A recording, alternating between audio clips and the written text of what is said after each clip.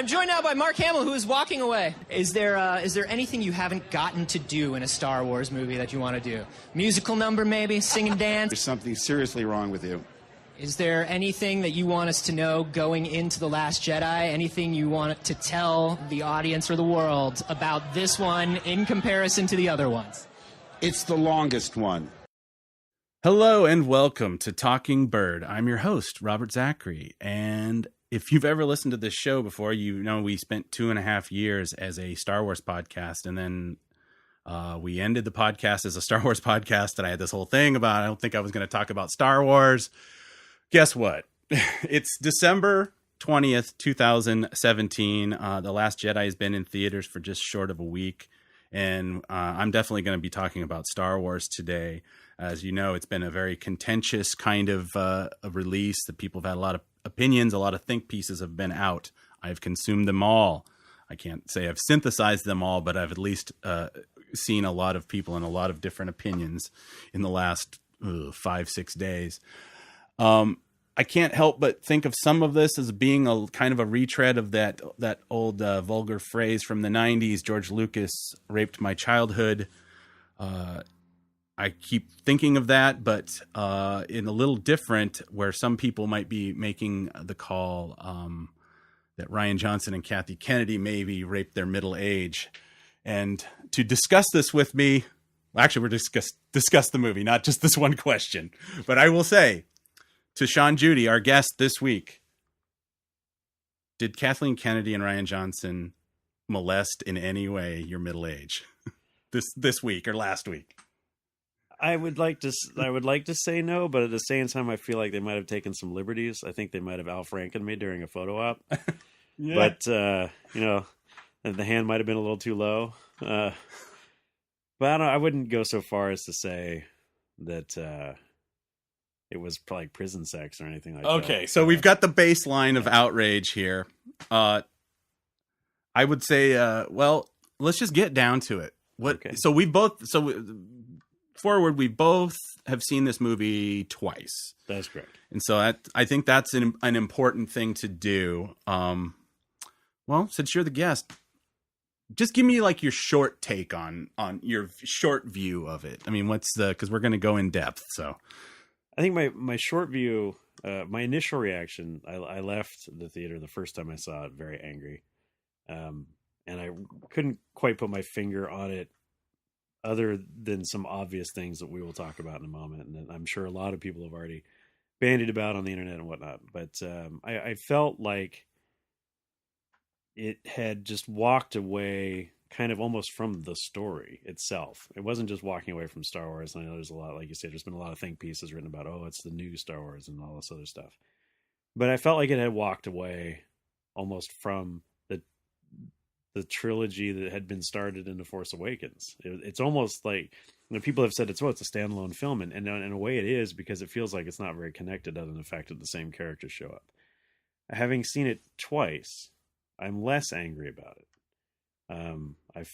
I think that in the second viewing, I've been able to process the shock of the first viewing, and I know that the things that are coming in the film, and so I'm spending less time reacting to them, and I'm just actually watching and enjoying the movie. So when I had first left, I had posted on Facebook that after 40 years, I'd asked Star Wars if we could see other people. And I think maybe now we're just, I think that's over. I think, we're back together, but I'm keeping an eye on Star Wars. So, yeah. Yeah, I mean, I would say my reaction was very similar. I mean, if I could have a pull quote for my review when they put it on the box, when they release it, it's 60% of a pretty good Star Wars movie and 40% of what the fuck was that? And that's actually up from a 50% when my second viewing. I mean, I'm not gonna. I could go through and go all the other movies and say what percentage they are. It doesn't really matter. I'm just gonna kind of stick to the movie at hand. I found myself immediately kind of shocked and almost, not like I wanted to get up and leave, but I was just kind of like, and this is a thing that I've actually seen a couple people mention in reviews online, and people that I would consider them to be very mild Star Wars fans, but people kind of maybe of, I joke about middle age, but kind of that era of fans, people maybe in the post 40s that have grown up with this, of this kind of almost like dreamlike thing, and not in a good way, that they were almost saying like, am I dreaming this? Did I go to bed the night before I went to go see the new Star Wars movie and then I had a dream? Because I used to have a dream before The Force Awakens came out, and that it was like this thing where Disney had basically remade The Fantastic Journey. Oh, no. Or the Incredible. What's the one with Raquel Welch where they inject a ship inside somebody's bloodstream? It's like, Incredible Journey. Something like that. Yeah. Fantastic Voyage. Fantastic Voyage. And I'd had a literal dream at one point I went to the Star Wars movie, and it was like they were trying to beat the Empire by injecting the Millennium Falcon inside of somebody. And I was like, oh my God. That's episode 9, actually. Yeah, exactly. So, I mean, that kind of thing and I honestly felt like maybe things didn't get as, things are not that bad, but there was that kind of sensation that has been reiterated by other fans of like, wow, this is so different in some of the choices they've made. I wouldn't say it's terribly different in its storytelling. If anything, that's one of the criticisms I feel like they maybe didn't. The things that people think they're taking chances on, they maybe didn't as much. But anyway, I left being very kind of crestfallen. And to quote my wife, who's not here, she, who's kind of a moderate Star Wars fan. She doesn't like the prequels, grew up with it like it. She called it Spaceballs 2. She just goes, I was like watching Spaceballs 2. Wow. And I was just like, wow, that is a pretty strong. Schwartz. Yeah, I mean, and it was kind of funny because that, I guess on Friday, I got a phone call from Winnipeg, Manitoba, Canada, from a friend that literally had to be like consoled a little bit about how upset he was about how this movie had gone. He was like, I mean, he listed off a lot of the plot problems and stuff, and it's just like, I immediately knew that, like, because initially my reaction, I was a little embarrassed for myself, being like, what did you expect? What do you want? Maybe I'm not looking at this right. To realize that I wasn't the only one, and I wasn't just being negative, which I kind of went into this being a lot more negative than I have for any Star Wars movie, because, like I went into The Force Awakens actually quite positive, even though I wouldn't even call myself a fan of J.J. Abrams. I had real reservations about his touch in Star Wars, but I felt like ultimately, wasn't that bad. I mean, it worked. Yeah, as time goes on, you can go, well, there's the JJ-isms and blah, blah, blah. And I wasn't super happy about him coming back. Now I'm just kind of like, I don't know where I'm at with it. It's that thing. I think, but although it was important to go and see it a second time, and I saw it with like more of a person that was like not really a Star Wars fan, and it was funny because I didn't want to spoil it for her. And so I kept on, getting these phone calls from family members. So what did you think? Because I'm kind of the Star Wars guy around my little circle of people. So they all want to know what I think, which is nice. But it was also really hard because it's out. You don't want to ruin it for them. And you don't want to ruin it for them. And that was the problem with, going into other rooms on telephones with people. And then my friend being like, I'm not looking forward to this. And I'm like, I already bought tickets. We got to go. So we went, and she actually was like, it wasn't as bad as you said it was, but I see what the problem. And it's, and that put it in perspective, and but I also think that this is kind of an important, ground zero, or not ground zero, but it's kind of an important part of like the Star Wars experience. This is something has kind of shifted. So it's not like a thing where it's like you're making mountains out of molehills and like, oh no, it's just another Star Wars movie. I think that Lucasfilm and Disney or whatever, they definitely sent a real message. Sorry, my dog is whining. Sam, hop up on the couch. You're part of the show now. Get up there. We're going to give your opinions. Anyway, enough about my dog. You're ruining the show, Sammy. So just give the dog the porg. Give the dog the porg. Did you want some porg, Sammy? Okay. Now you've completely thrown me off of my point, Sam. Now we're going to let Sean talk. Okay. Now you fill in all the stuff that I just stopped in the middle of. Oh, great. So, all right. So, okay, here's the question. Okay. Here's a good one for you. When did you all of a sudden start feeling like this is not going well? When did that happen for you? The first, well, so spoilers abound. Yeah, spoiling implied. Yeah, there's all 10 types of spoilers coming. Sorry. So yeah. To take a quick step back and then I'll explain. My first viewing experience, I went to a premiere in Seattle at the Cinerama with the 501st, right? So it was a theater full of stormtroopers and others. And so my first viewing experience was rather hectic and chaotic because, I mean, I was in there with a bunch of sweaties, right? Just a bunch of hardcore fans. And like, you know, Poe Dameron opens his mouth and about 100,000 people start cheering and screaming. And that was pretty much the entire movie. Every joke, the entire theater busted out laughing. Every little movement, people cheered and clapped. You know, Luke Skywalker does this thing with the lightsaber and everybody's like, oh my God, it's the greatest moment ever. And like, yeah, whatever. So my second viewing was in a regular theater with regular moviegoers, a lot less interaction.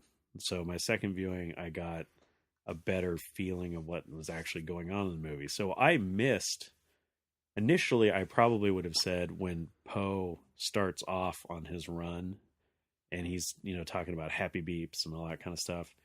I didn't hear any of that because the crowd was, you know, really into it. You know, because he comes onto the screen and, you know, it's Hero Poe and his ship with BB-8 and everybody's like, "Arr!" And so I missed like that whole dialogue. But I probably would have said that's when I would have noticed that it was going bad. But when I really started to notice it going bad was the whole I'm holding for General Hux. The whole phone tree, you know, prank call. The Jerky Boys. Yeah, exactly. Jerky Boys in space, right? Hey there, Nits. What's going on there? Waiting for the Hux and do all that kind of shit. I'll fix you fucking hyperdrive. It's like, that's... Where's the fucking Hux at? Yeah. Give me the fucking Hux. Yeah, so, I mean, that's when I first started noticing it. And then it kind of backed off a little bit after that. And I was like, oh, okay, you know, Poe was an element of humor in the previous film. I mean, his first interaction with Kylo Ren with the whole "do you talk, I talk" thing. I mean, he is sort of a funny, cocky soldier, right? And so I thought maybe that they were just playing it up a little bit. And it toned down, and we had a good battle scene and all that. But when it really went off the rails, and when I actually almost got up out of the movie and left, and where I actually voiced the words "what the actual fuck just happened," was the Princess Leia moment. Oh, the Mary Poppins in space. Yeah, I was going to say it's heretofore called the Mary Poppins in space.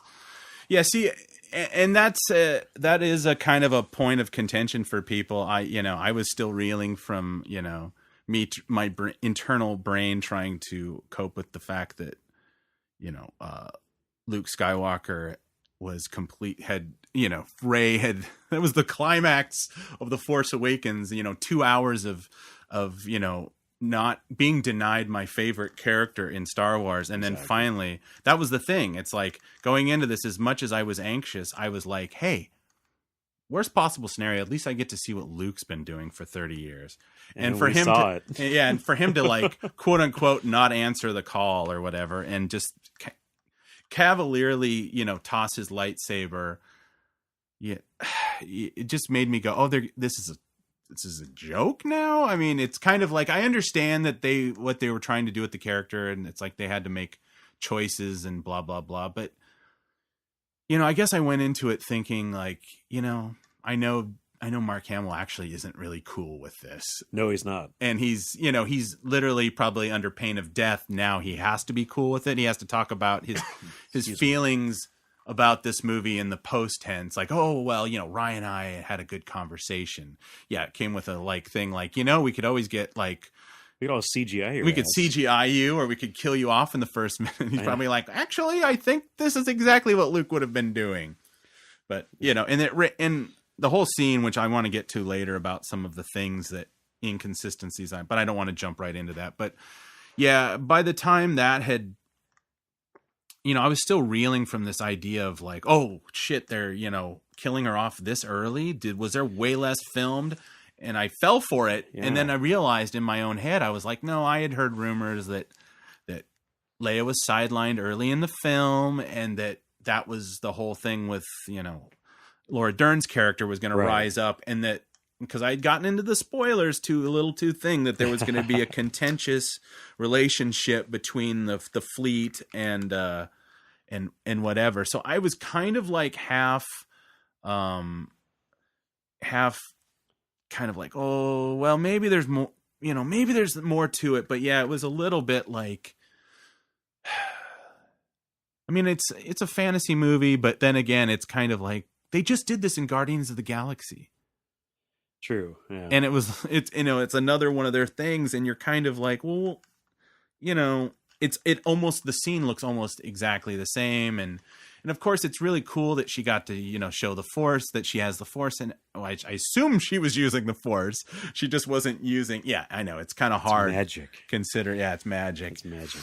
I don't know if that was a thing that they, maybe did after she passed away and they used some kind of animation, maybe it was like a thing like, oh, they didn't get her mocapped or something. And that was a composite. I guess it doesn't really matter, but I think, to talk just about this moment here with the Mary Poppins deal. And I know, Mary Poppins sounds very snarky and whatnot, but there's been a lot of blowback against people who didn't like that on the internet and whatnot. And my concern with it, people are like, well, you don't think Princess Leia's strong with the Force? I mean, she's just like Luke, Vader's her daddy and all this stuff, right? So whatever, sweaties. My problem with it is not that she used the Force. My problem is not that she's magically strong in the Force, because shit, man, in The Force Awakens, we had a bunch of characters who were magically strong in the Force, and we don't know why. And they continue to be magically strong, and we don't know why. And apparently that's a new thing in the Disney universe. But my problem with it was it looked like shit. It was the worst. I mean, she looked like she was halfway between Supermaning it, Man of Steel, hand on the hip and one hand out, and she was dressed almost exactly like Mary Poppins. She just needed a fucking hat, Yeah. And so my thing is, look, if you're going to have Princess Leia do Force stuff, right? Just do it in a dignified way. Make it look good. Make it look believable. And I use air quotes when I say that, because, we're talking about wizards in space, and we're talking about magic, and we're talking about spaceships and lasers, and I get all that. But the great thing about Star Wars, and the great tradition and history of Star Wars, is that you can make that shit believable. Right? You can make people sit down for 2 hours, check out, and go, yeah, dudes can lift rocks with their mind, and I'm all about it, right? Right. What she did in that moment may have been believable if they had handled it correctly, and if they had appropriately attached some seriously good visuals to the concept, and they didn't. And that's why I got mad, because I was like, you have $1 trillion in your pocket, Disney. You can hire the best animators. You can hire the best computer people, cinematographers. You can get, for free, I would draw the stupid storyboards to make that look better. Like, I could make that look better, and I'm nobody, So that's where I guess my anger about that moment comes from, is because, and then in the back of your mind, we're all sitting there going, this lady's dead, right? This actress is dead. And this is supposed to be her great swan song to the fans. And we're supposed to get this, profound appreciation for Carrie Fisher's performance as Princess Leia. And you gave us that. And I mean, it's sad to me, really. I mean, and maybe that's part of where my anger comes from. It's like, she can't even come out with the dog now and hit the talk show circuit and make jokes about how she was high and how she was sleeping with everybody. Or she could, no more. But the thing is about, and when you talk about the kind of the way people take umbrage on the idea of using the Mary Poppins term, one, it's a Disney, and two, keeping it in the family. I'm sorry, who would be saying that other than Carrie Fisher? She'd be on Conan or Kimmel or whatever these shows. She'd be like, because she was talking about her baboon ass hair that all of a sudden she has at the end of The Force Awakens for no reason. And she's just like, they gave me this thing. It looks like a baboon ass and it's on the poster. So she would say, and then all of a sudden I'm Mary Poppins. It's like, I can fly through space. How come I'm even on the ship then? Why don't I just float around? I mean, I could totally see her taking that to task. But yeah, because she is gone and and that might also have something to do with this thing where it's like, I'm jumping around, but I feel like in some ways a lot of fans are going through this weird 5 stages of grief with this movie, tied in with the fact that, you know, this actress is gone. And that's where a lot of that heated, like, people might be adding a little bit. Like, I don't think Rian Johnson was trying to be funny. No. But you question it because you're like, well, he does put humor in weird places in this film. And most of the jokes when he's trying to be funny, they don't work. They're either overcooked or they're... So you get into that place where you're like already kind of reeling from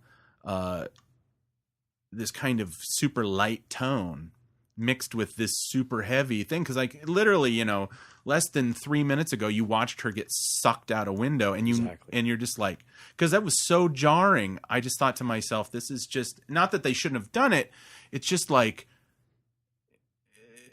it created this weird situation that, and also, and it became like this thing where it's like they've never really explained how the universe works in Star Wars, and it's like, is it a vacuum? Because, like, okay, in the Battle of Coruscant, a couple people, like, they blow the window out and everybody gets sucked out the window. And then I guess they mention the cold, dark vacuum of space in Rogue One. But then all of a sudden, if you're in the gut of a space worm, all you need is a little mask kind of thing. Right. And it's like, and I'm not trying to say it's in being inconsistent, more so that, well, the inconsistencies are consistent. Right. Yeah. It's that kind of thing where and you just don't know how to react to it because you kind of experience this thing where you're going like, oh, and it's happened so many times, and like, okay, Luke's doesn't want to be Luke in this, and Leia's going to get sucked out a window, and you're just kind of like, I'm confused already. And I mean, by that time, what are we, 20 minutes into the film? Yeah, like a half an hour or something like that. Yeah. Yeah. And then all of a sudden they jump to Finn, and Finn's back, you know, showing no growth. I mean, of course, then they do that thing where it's like it seems like his whole point, you know, and they were trying to go, maybe it was you know, no pun intended, in media res or whatever they call it, when somebody, you know, they want to have him just wake up and he's finishing his thought from The Force Awakens when he gets taken out, but he wakes up in that medical capsule and he's like, he does that weird Kevin Smith. You remember how Kevin falls off the... Well, you know how Kevin Smith always used to have like this running joke in his movies where characters would wake up and go poopy trim. Right. And that was like, all of a sudden he's doing the poopy trim move from a Kevin Smith movie. And you're like, it's like, oh, so he's just all about Rey. It's like this character's arc is that fact, I got to get back to Rey. Why? Why do you have, it's like, I have to fix it. Where's she all right? Is Rey doing okay? And then you're just, that becomes very quickly, you find out that's really his only motivation in this film. And they literally they actually have to add another character to try to add depth to a character who has no depth, and who never gets depth, who never, you know, he's, like I said, he's still doing that. And people go, I really take offense at the fact that people are saying Finn is a coward. He's a coward. He's being a coward. He was trying to run away. They're literally in the middle of a battle. In the middle of a battle. He wants to get on an escape pod, which would mean less escape pods for the people that are blowing the ship. If the ship blows up, you know, he's injured. We don't really understand, you know. I mean, he's supposedly friends with Poe. He's supposedly, you know, Princess Leia is his, you know, friend, and then he gets his first chance, he wants to leave. And it's, you know, it just seems like it was an odd way to do it. But then again, that goes into my whole problem with, and again, I'm jumping around this Canto Bight thing, which I want to get to later. But, you know, it was so much of this, like, trying to subvert expectation, and it felt like they were just, that's all they were doing. Like, let's just take everything from the movies and just throw it all out and see how people feel about it. And it's kind of like, well, you know, some people weren't too happy about it. Yeah. And it's, you know, like I said, there's some really good stuff in this, but it is so tainted by the things that just feel almost capricious in the way that they've decided to be like, we're just going to throw that out. Sorry, my phone is ringing. So yeah, The Canto Bight thing, yes. And then the Finn being Finn is problematic for me. It seems like he had more character development in The Force Awakens, right? Here's a guy raised from practically birth, stolen as a small child, trained by the First Order, whatnot, and he decides one day, I don't want to be a part of this evil regime. Now, that's a huge sea change for a character, that's big time. And, then he comes into this film and, well, I guess, no, so sorry. So at the end of The Force Awakens, he's running away. And he wants to take his girlfriend, Rey, with him because she looked at him like that one time and he got all wet. And, so he was going to try and run away with her to the end of the galaxy so they could hide from whatever it was they're supposed to be hiding from. Well, not killing for the First Order is the first choice, but then doing something about the First Order should have been the second choice. But his second choice was, I just need to get the fuck out of Dodge. I'm going to go hide in the Outer Rim, and then hopefully they'll forget that I quit, and, then I can go live my life. And maybe this girl will come with me and we can have, interstellar babies or whatever. So at the beginning of this movie, he jumps out of bed, wants to know where Rey is, and then he starts running again. And I thought that at the end of The Force Awakens, he was trending in a way by fighting Kylo Ren and trying to protect Rey and getting out on the base. But I went back and watched The Force Awakens, before, being a good sweaty, I went and watched it right before I went and saw the Last Jedi. He's really just running the whole damn time. He goes to Princess Leia and says, we got to get on that base. And everybody's like, why? And he's like, well, I got to find my girl, right? I got to get that girl. And everybody's like, yeah, that's cool, bro, but the galaxy is on fire and we need to save the day. And he's like, well, I can turn off the shields and we can blow up the gun. And everybody's like, sweet. You should have mentioned that at the get-go. Yeah, well, and then so we gamble. So the rebellion or the resistance or whatever it's called this week, the ill-tempered sea bass of space, they're basing their entire plan to defeat the First Order on the fact that some dude's lying about something so he can go find his girlfriend. Okay? Right. And so Han Solo's like, yeah, I'll just fly crazy style and potentially kill myself warping through your shields. And then we're all going to wind up on this base surrounded by, 10 million stormtroopers and a bunch of angry Englishmen. And you're just doing this because you want to find your girlfriend, right? And he doesn't care. He doesn't actually do anything about the base. It's actually Chewbacca who blows up the thing so that Poe can fly his ship in there and blow the thing up even more. And then ultimately they all get away. And the only reason why he fights Kylo Ren is because he's protecting his girlfriend. Right. His entire motivation in all these movies is Rey. And so it's a flat, his character arc, he starts low, he's a stormtrooper. He goes up, he doesn't want to kill the innocents, and then he just flatlines as soon as he sees Rey, and that's it. And it's his entire motivation. In this movie too, it's like, and then you sick Rose on him, and it's like, I love you, I love you, I love you, and he's like, yeah, whatever, I'm all about the white girl, and it's and that's it. It's his whole thing. Like even at the end, I'm sorry, I'm going to jump ahead here. No, it's fine. But even at the end, when they're on Crate, Rose does her thing, sacrificing herself to save Finn, and then he drags her into the thing and says, like, yo, I need a medic. Where's Rey? Right? Did he say that? Well, practically.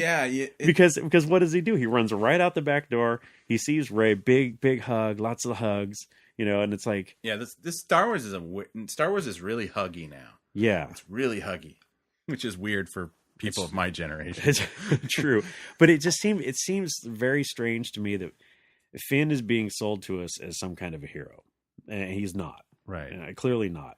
The only person that is, and then this is something else that we can talk about. The only person who's like really super heroic in all of this is Poe, and all he does is get his ass handed to him left and right by a bunch of old ladies. He's like, let's go kill some, fucking First Order a-holes, and they're like, sit down, shut up. And he's like, okay, and then it's like, but hey, we're gonna do a thing. Sit down, Poe. You have a penis. well, We don't want to talk to you. Right? Well, I think.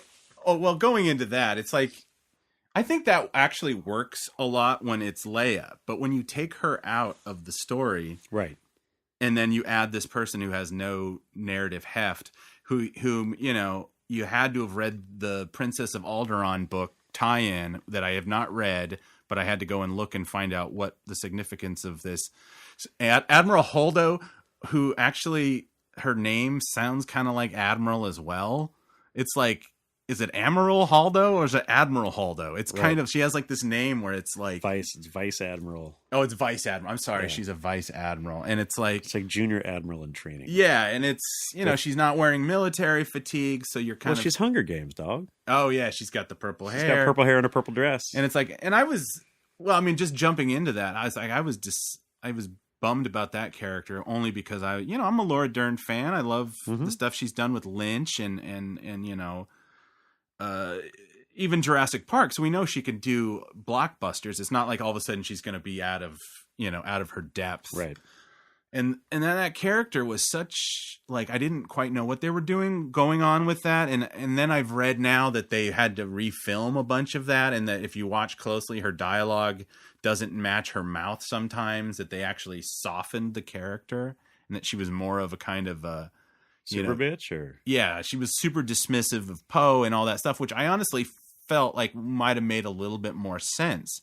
She only seemed slightly annoyed with him in the early on in the and it's like and of course at the end she's like, I like him, and then like she likes him so much she's like, I'm gonna sacrifice myself. But I mean, it's just that thing where they're kind of, the whole movie was just like their points, so are they supposed to, fight to the very end and the bitter end, or is it really that, us caring about each other is what's going to save us? And it's kind of like, well, that hasn't really saved you yet.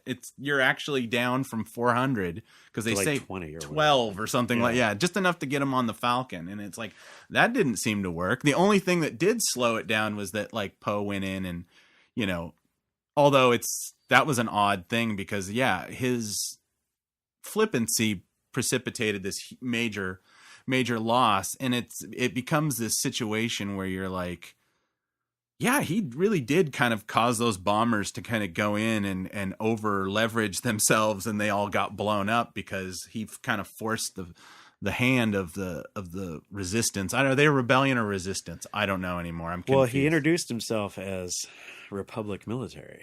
Remember? Right. When he was pranking. Yeah. So now they've gone back to the original trilogy conception of, or I guess it would be post, or the expanded universe kind of situation where they would go, we're the New Republic. Did they say New Republic or did they just say Republic? I guess it doesn't matter. The loathsome Republic. The loathsome. Yes. The loathsome Republic. Yes.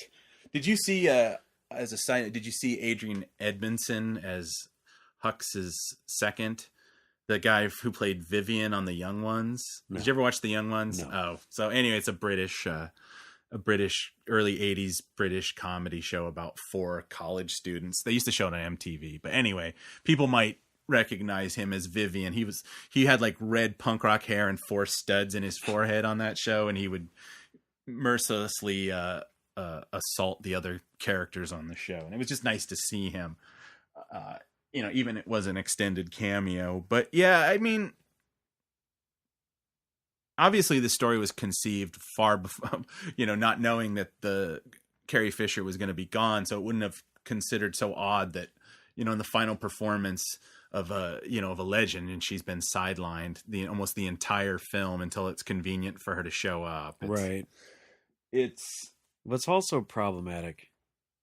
I mean, so one of the groups that we hang out with got together, one of the Star Wars fan groups, fellow sweaties, who we get together once a month and talk about toys and movies and the Rebels cartoon and whatnot and other sci-fi sweaty things that we like. And one of the guys as a joke was like, hey, let's make predictions about the movie, right? And he wrote down everybody's predictions, and one of the ones that I in a very snarky and a-holy way throughout there, just to throw out there. And it turns out I was right. is that Disney's going to find himself in the unenviable position that they will have killed off the characters for all the living actors, and they will have allowed the character to live for the only dead actor. Right? Yeah. And here we are at the end of The Last Jedi, where we have, the family album montage at the end, where it's, the entire remainder of, the Resistance, or whatever they're called this week. And here's Princess Leia in the middle. Excuse me. She's in the middle. We have everything we need to start a new blah, blah, blah. And it's like, no, we don't, lady, because you're dead. Right. So now, and one of the things that I had said and I was mercilessly mocked for online was J.J. Abrams has the unenviable task of not only, wrapping up this trilogy in a satisfying way for the fans, but he's also got to deal with the whole, Leia thing, right? Like he or whomever his writers are, or his team, or, whatever, they've got to come up with something magical. Because if you recast, the fans are going to freak. If you CGI her and she winds up looking like she did at the end of Rogue One, the fans are going to freak. Right. If you start the crawl with Princess Leia is dead! ! The fans are going to freak. Right. Yeah, I think there's no way that they're not going to freak. I think that I feel bad for J.J. Abrams, which is something I never thought I'd ever hear myself saying. You heard it here first, people. Exactly. Is that, there's really no satisfying way to do it. And the funny thing is, there were so many satisfying ways to do all the things that they could have done in this movie, and they didn't do any of them in my opinion, in a satisfying way. Well, the first thing, so we had seen the teaser, right? And they show Kylo Ren about to pull the trigger, and you see Princess Leia sitting on the bridge of the ship, and they show the ship, and everybody was like, "Oh, that's so red herring. That's never going to happen. That's editing. That's so editing. They're trying to, get all inside of our heads and, Right. All that stuff." And then sure as shit, that was like an exact sequence out of the movie. He didn't pull the trigger, though. His bros blew her up. But when she got sucked out of the window, the first thing that came to my head was, if Rian Johnson has really killed her at this moment, this early in the film, right? And in that way, he's to use Princess Leia's word, he's braver than I thought. Right. Because the fans are so invested in Carrie Fisher and the Princess Leia character. And then, and we've heard, we've been flogged over the head for a better part of a year about how this is going to be the Star Wars that you've never experienced before. And it's going to be different than any Star Wars that has come, prior. And you're going to have a whole new world. And I thought that would be a way to do it. That would be really brave, bold, and scary as hell. Because if you say to the world that Princess Leia's entire last performance is shouting some orders, getting mad at Poe, and then getting sucked out of an airlock, no matter what you did, the fans are going to burn it down anyway, right? So Right. And we've sort of skirted around the this whole thing where the fandom is basically split in half and they're fighting each other. And I mean, Star Wars fandom is eating its young right now, online, in the forums and in the different groups and in public even. But it would have been just as bad, I think, if you had done something like that. Yeah, I think it would have been a different contingent. If you even, I honestly don't consider this schism that's going on to be a contingent, because I don't think it goes down any particular line of type of fans, but yeah, I think that there would have been a whole nother people that said, that wasn't the proper way to say goodbye to our princess. I mean, they broke the fourth wall in those movies, so to speak, by even having a dedication in the credits. Yes. Which, considering we've lost Alec Guinness, Peter Cushing, Kenny Baker, a lot of minor actors, none of those people warranted, a thing. No, I understand. She is a beloved face of the film. I'm not saying that was inappropriate. I'm just saying that, she's important to people in and of, almost more important to some people than the movies themselves. It's become, it seems like that, this idea that she could do no wrong, and you know, and everything. Her performance was fantastic, and you know, wasn't. I mean, it wasn't. Not in this one. I honestly thought it wasn't. It was better than the Force. It was definitely Awakens. better. They gave her a lot more to do, but yeah, it's kind of like unfortunately she's tied to this ship that she's on because of this decision that they've made to have this convoluted plot where they are on a string, so to speak, which they keep saying. And then because it's been referenced in Rogue One, it's all okay that in Rogue One, they were working on technology to track through hyperspace. I'm not saying that like, oh, you can't have that, but it's just the idea of like my friend from Winnipeg who was like, what is like this? I can't remember the exact quote. I'm sorry, John, but it was like this, like, what is this? The slowest chase scene? You know, why don't they just have a ship go in front? You know, why do you call Maz Kanata and then go, hey, you guys know anybody slicer that can help us out with this harebrained plan instead of, hey, do you know anybody we could hire with a big ship that could come and help us get out of this? Like, why don't you get all those angry guys you're fighting with, round them up and come out here and shoot some stormtroopers, right? Like, yeah, I mean, I'm sure that there's smugglers and stuff like that. Bounty hunters, maybe. Yeah, it could have been anything, but instead they decided to do this kind of almost Das Boot but with no tension. Yeah, like it's like I'll just jump right into it. Like if I could say like the way I want it to, which, you know, that's the number one people are saying. I've noticed that most people's problem with the movie is it didn't turn out the way they wanted it to. I'm like, oh, that's kind of how it happens with movies. If you don't like what happened, then you're critical of it. Not that I had an idea of like, oh, this is what the training sequence with Rey and Luke's going to be like. And this is how Leia is going to deal.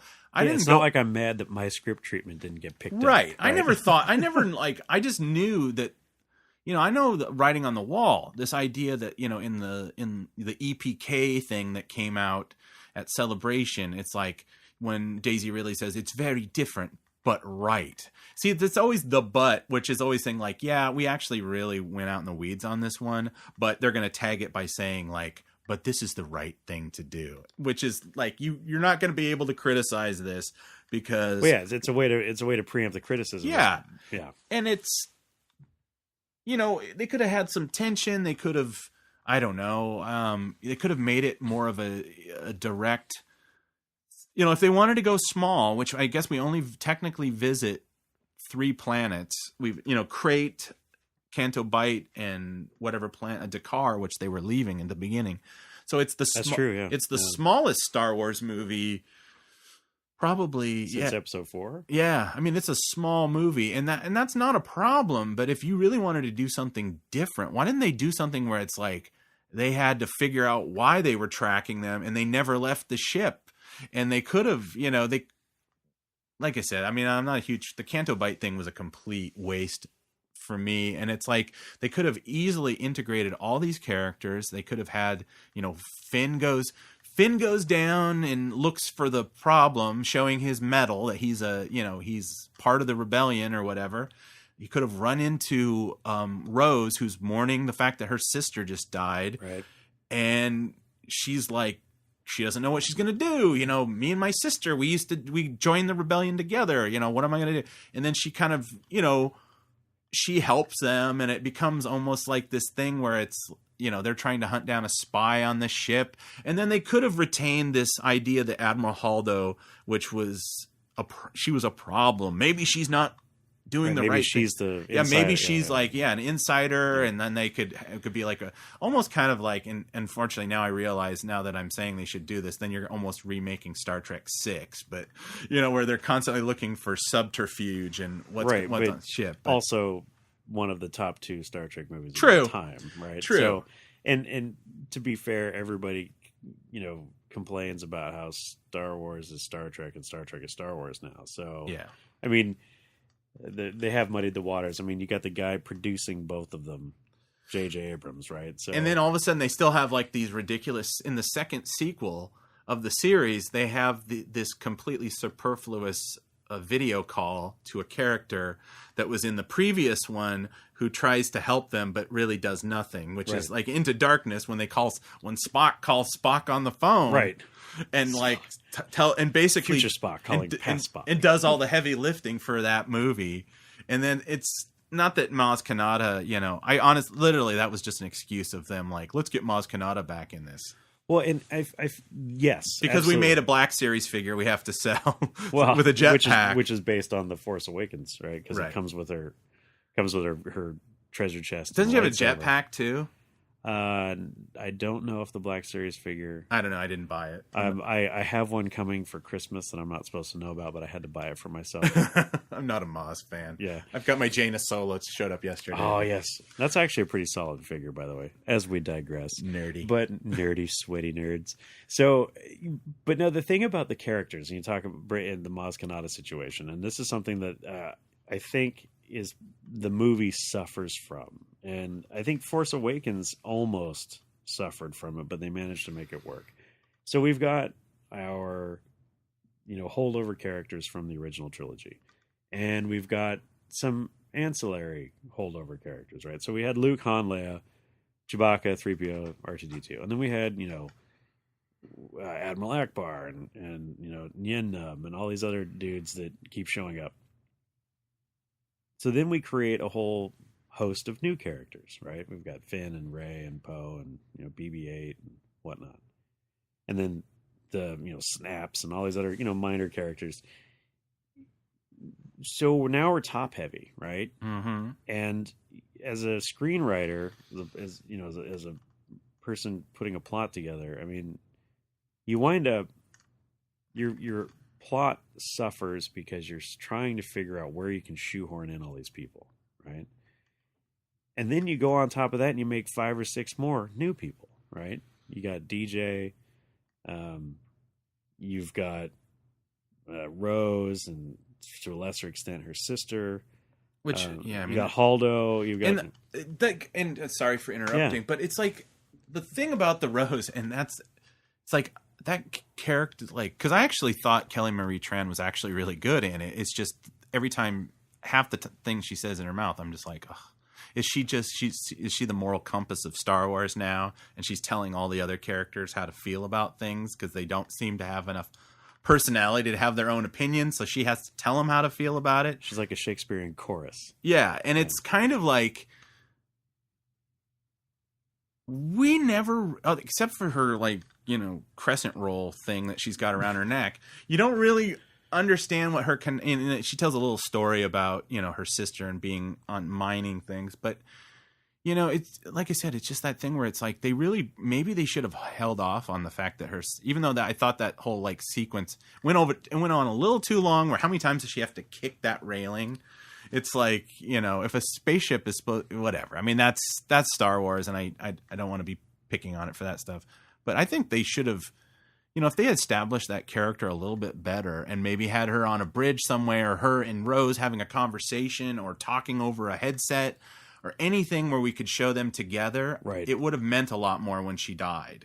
And it's like, instead, she's just kind of, she's just kind of crying in a corner. And then she does that thing where it's like, it's almost like in Attack of the Clones, when like before they fixed it in editing, the original version is that, Padme, after she falls out of the clone speeder and she's just going like this, she's making this like weird sound, and then the clone trooper comes up and he goes, "Are you okay?" And then she goes, "I'm fine," and then she just stands up and walks off. And that's almost kind of what, I mean, it's not as bad, but it's, she's like, my sister is gone, this is all I have of her, and then all of a sudden, oh my god, my favorite Republic hero is in my area of the ship. I'm a nobody, but you're a somebody. And you're just like, well, one, we've figured out really quickly that he, I guess the dichotomy, and that does become a thing when she all of a sudden kind of learns like, oh wait, he's not who I thought I was. But then again, it starts to betray this idea of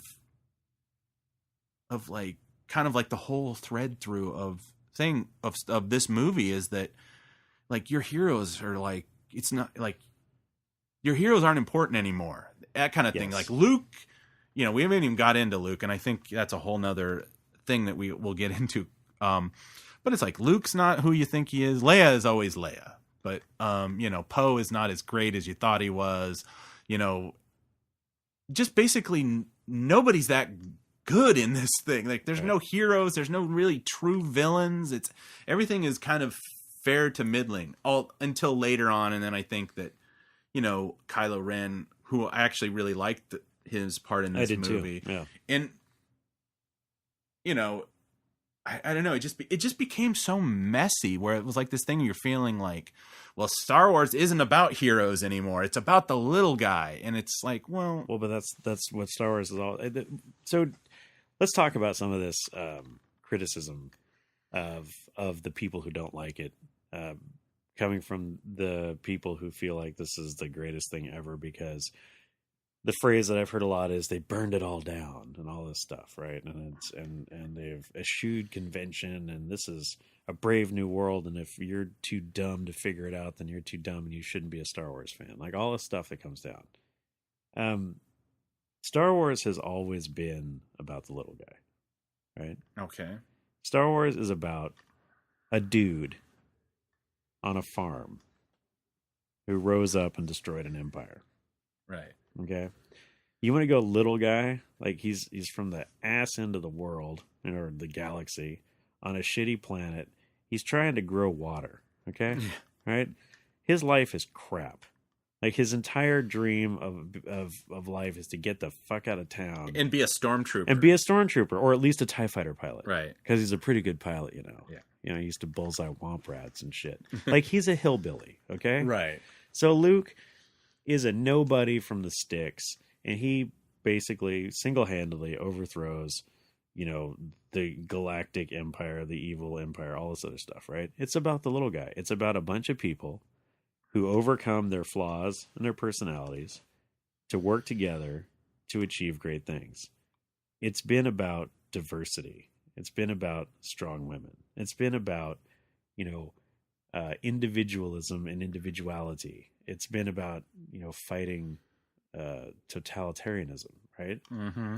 And now we have a group of people who, with the making of this movie and the defending of this movie, are trying to feed us a line basically saying, well, all you old fat white guys who buy action figures and go to the movies, it's not yours anymore. It's ours. and we're doing this thing with Star Wars, and we're making it diverse, and we're making it strong women, and we're making it all. And you're like, did you watch any of the other movies? Because when I watched them, it was about all those things you're telling me about, right? And so in order for them to overtly and overly address those concerns that they have, we get this massive cast of characters who all have their piece to say and their thing to do. And like you say, it becomes a cacophony of crap. We don't get a solid plot. We don't get meaningful character development. We get characters who appear to be acting against their character. We get, like you say, milquetoast bad guys. It almost becomes, it's almost a comedy. Yeah, and I think that's kind of where I think a lot of the reaction is that with these major changes and this major kind of re-envisioning of, say, like Luke, and kind of the fact that we're, you're halfway into a second movie and all your new characters that you've actually started to be invested in, at least I was, they're not growing. They actually haven't seemed to, well, because it's, supposedly the whole thing is like 10 minutes after The Force Awakens, we're into the Last Jedi. But, movies are supposed to be about, if Rose can fall in love with Finn in 6 hours, which I guess they say they had, this whole movie takes place in 6 hours, which makes kind of no sense. But they do say, felt like it. They said, yeah. Sorry. but I mean, if she can fall in love in, Finn in 6 hours, then some of these people can have, true growth. Hey, give me 15 beers on a Friday night, I can fall in love in about 45 minutes. But I feel like the love interest, the whole, like you had mentioned before, I believe, the character of Rose feels like she was created simply to do two things. One, to start to pry Finn away from Rey so Rey can pursue Kylo Ren. And the other thing is to kill Captain Phasma. Okay. Right. Like this whole role of her and the Canto Bite and that whole side thing was to, forgive me, I'm probably going to lose half the audience, but it exists entirely to lecture us on politics and to kill Captain Phasma. Like the whole Canto Bite thing was about anti-capitalism, animal rights, child labor. Oh, and your favorite bad guy outside of Kylo Ren in the chrome suit, Gwendolyn Christie, going out like a bitch. Yeah. Okay. Like, we're going to treat her the same way we treat her in the last movie, but you're going to get to see her eyeball. Yeah. Yeah. The Canto Bite, idea, it was the whole concept of kind of being like, this anti-capitalist thing, which I honestly kind of got that vibe too. I want to put my fist through this whole beautiful, terrible town. Yeah. And it's like this thing, brought to you from, one of the largest corporations in the world, right? Who's actually gotten bigger, who just bought Fox.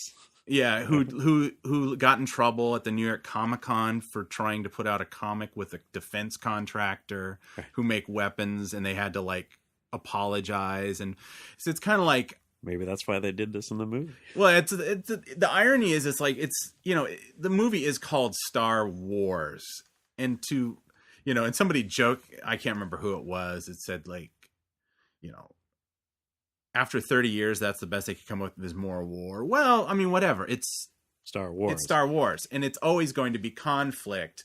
And this all of a sudden where it becomes like an economic, the real problem in this galaxy is income inequality. And you're like, do you guys realize you all work for a princess? Yeah, exactly. It's like you're all. She's rich. Yeah, she's rich. Yeah, right. She has a lot of privilege. Shit. But yeah, sorry. But it's like, it just becomes this thing where it's like if you're trying to put a pointed message in a Star Wars film, which I don't know if they were or not, because at this point they could easily have just paid lip service to it without actually caring where it landed. Like, I just think it'd be really cool if she just talked about all these, because there's, in some of the ancillary material, they talk about that, the First Order's impetus was rich people, basically, that were kind of mad that they got sidelined by the end of the Empire, and that's the kind of stuff. But, that's not really what she was saying. She was talking about kind of, the indifference of the galaxy. It's that kind of thing. By the end of the movie, I don't know if they really meant to show this, because Leia says we have all we need or whatever, but really no, nobody came. Yeah. They sent the message out. They're totally aware of your struggle, and they don't give a shit. Nobody cares, except if the little kid in Canto Bite with the broom could have gotten Broom boy? Yeah, Broom boy. The Newsies kid. He would have come and helped you, but that's, But he's not old enough to drive yet, so he can't help you. Yeah, and then he's replaying the sequence from Canto Bite with Luke and the speeders. Yeah, so that's which problematic. He'd have no reason to even know that happened. Is that even on the news yet? Yeah, exactly. On the HoloNet. Yeah, the HoloNet. Does that even exist anymore? Do they care about that shit on Canto Bite? Because really, they're more interested in the furry horse races and table gaming. So yeah, and it just not like they have intergalactic CNN running 24/7 in the bar at Canto Bite. Exactly. Did you see what happened on Crate? News at 11. Yeah, I mean, that whole sequence, even if we sidestep the obvious message of that they tried to, in a lot of ways shoehorn it into a story that it didn't really make sense. You have to look closer, Robert. Do I? Look closer. Okay. Because then you'll see the little kids getting whipped. Oh yeah. Yeah. And the animals getting whipped, and it's kind of ironic when you have a message about animal cruelty when one of your beloved heroes basically eats a porg. Eats or tries to eat a porg. Yeah, kills a porg. Eats these animals who are obviously sentient and intelligent and have emotions that they show, because the creature cries as Chewbacca is roasting his cousin on a spit. Yes. And then it's and he feels bad, and you don't actually see whether he decides to consume it or not, or it might have been it was probably his fourth one. He was, you know what I mean? He'd already eaten a set, and he was cooking up two more. I really wanted, I mean, those of you scoring at home and those of you by yourselves, we'll figure out there's some things in this movie that actually worked and I actually enjoyed. Yeah, let's talk about some positive stuff. Well, we can get back to bashing, but I just wanted to say, like, I went into this afraid of the Porgs. I thought the Porgs were going to be Ewoks, and not in a good way. I thought they were going to be the new. I mean, clearly they'd already become the new plush toy. Every kid had to have one. All pretty much, if you're a lady and you're a Star Wars fan, you probably already have 3 Porgs. You know, it's like you just watch the forums. You know, everybody's like, "Oh, the Porgs, right?" Anyway, I was freaking out, and it turns out they were great. Like they did not bother me at all. No, I mean, it was a little bit there at the end when they're in the battle. When he slams up against the window. Well, that didn't even bother me, but the fact that they were on board at that point, right? Like, okay, I get it. You've been parked on, on the island at Octu or whatever for, a while. The birds got in your ship. They made a nest, whatever. I get that, but it kind of, them showing up at the end was kind of like, but when they were on the island, they weren't overused. Like hearing them in the background and stuff, like when they had the long shots of the island, that made perfect sense. It wasn't overdone. Having seen the toys, the talking plushes in the store, you squeeze them, the noise they make it's tooth, jarring kind of insane sounds. Turns out none of that's in the movie. Right. So great. So I was actually happy about the Porgs, but I did really want Chewbacca to eat that one. I mean, I really wanted to get a bite. I just think that they were like, nah. That's the thing with Star Wars is like, even though they've all been PG-13 for the last 10 years or whatever, it's like they still want parents to like bring their kids in, and it's hard to sell kids Porgs after they've seen one getting eaten. Well, I know. Well, it's hard. I mean, how is it easy to sell Porgs after you've seen how plump and juicy they look when they've been roasted? I mean, damn, I was like, Kenny Rogers Roasters up in here. Let's do a thing. Well, see, that's I'm sure at the next celebration they'll probably have like those. They'll find some pressed meat Porg product at the convention center or whatever. Wait, send everybody down to Costco and get the rotisserie chicken, man. It's like get your Porg at Costco, $8. Yeah, that's the humor. The Porg stuff generally, like on Octo. That stuff kind of worked all right with me. I mean, it's like you said, it's true. It's kind of like I was thinking about it, watching it, later on when there's a nest around the corner of the Falcon. I was thinking recently I had an issue with my car where I popped the hood and there was like a mouse nest inside my car, and they were chewing on the power cables or whatever. So it's like it makes sense, and it's I mean, let's talk about the whole Luke Octo thing a little bit. Yeah, so the island of Octo or Octu or whatever, Skellig Michael in Ireland, the whole beautiful place. Have you been? I have not, but it's supposedly the first Jedi temple. Right. Not that it matters, because aside from a tree and some books, they never really get in, and a hole. They never really get into the significance of the place because, according to Luke, the Force sucks, kind of. Or using the Force sucks. And it's not for us, and we're not supposed to use it, and it's like folly. And I mean... Well, I would have to... I agree with about half what everything you said in that sentence is wrong. Just say it. No. I agree with about half what you said there. His thing is... He's really trying to teach us about... It's almost been a fan thing and a fan theory for a long time about how arrogant and shitty the Jedi are. Right. And how the joke is that if you go back and watch all the previous movies, the only people actually telling the truth are the Sith Lords. Because everything a Jedi says is a lie, practically. I mean, it starts with Ben Kenobi and it goes all the way on and on and on, right? And then they engage all these underhanded behaviors. Oh, hey, Anakin, could you maybe go spy on the duly elected government just so we can kind of get a, finger on the pulse of what's going on here and all. So, it's like all this underhanded shit. Oh, hey, we had a Jedi Master go make a 1 billion-man army out of clones. we have no idea how that happened, but we're going to use that. Yeah, it's already paid for, so we might as well use it. I know, right? It's like, well, shit, man, you already paid. Well, that does seem that seems more like a government solution than a religious orders right? thing, Exactly. Well, the taxpayers already paid for it, so what the hell, right? Let's just do this. So let's have that war, right? Invite everybody. Yeah. So, but the thing is, he's lecturing about the Jedi Order, and I know. I mean, again, it's political, but it's not political. But he's, basically saying that the 99% can also have the Force, not just the 1% Jedi, right? Like right. It's not a cloistered, right? It's not a cloistered thing of breeding and stuff. It's almost kind of like in the expanded universe when. Well, not even so, because Luke, I think he grabbed some weird device. It was like a Jedi detector, I think, in the Kevin J. Anderson Jedi Academy trilogy. But then they were still the special people. Right. And so we still, I guess a lot of people are like, oh, I hated Luke and I hated all this. It didn't bother me. It wasn't satisfying, but it didn't bother me. Right. I was really wanting, and so one of the other places I get my sweaty on is a local comic shop, and there's a bunch of people who work in there and the owner, and we all talk Star Wars because we're all super Star Wars nerds.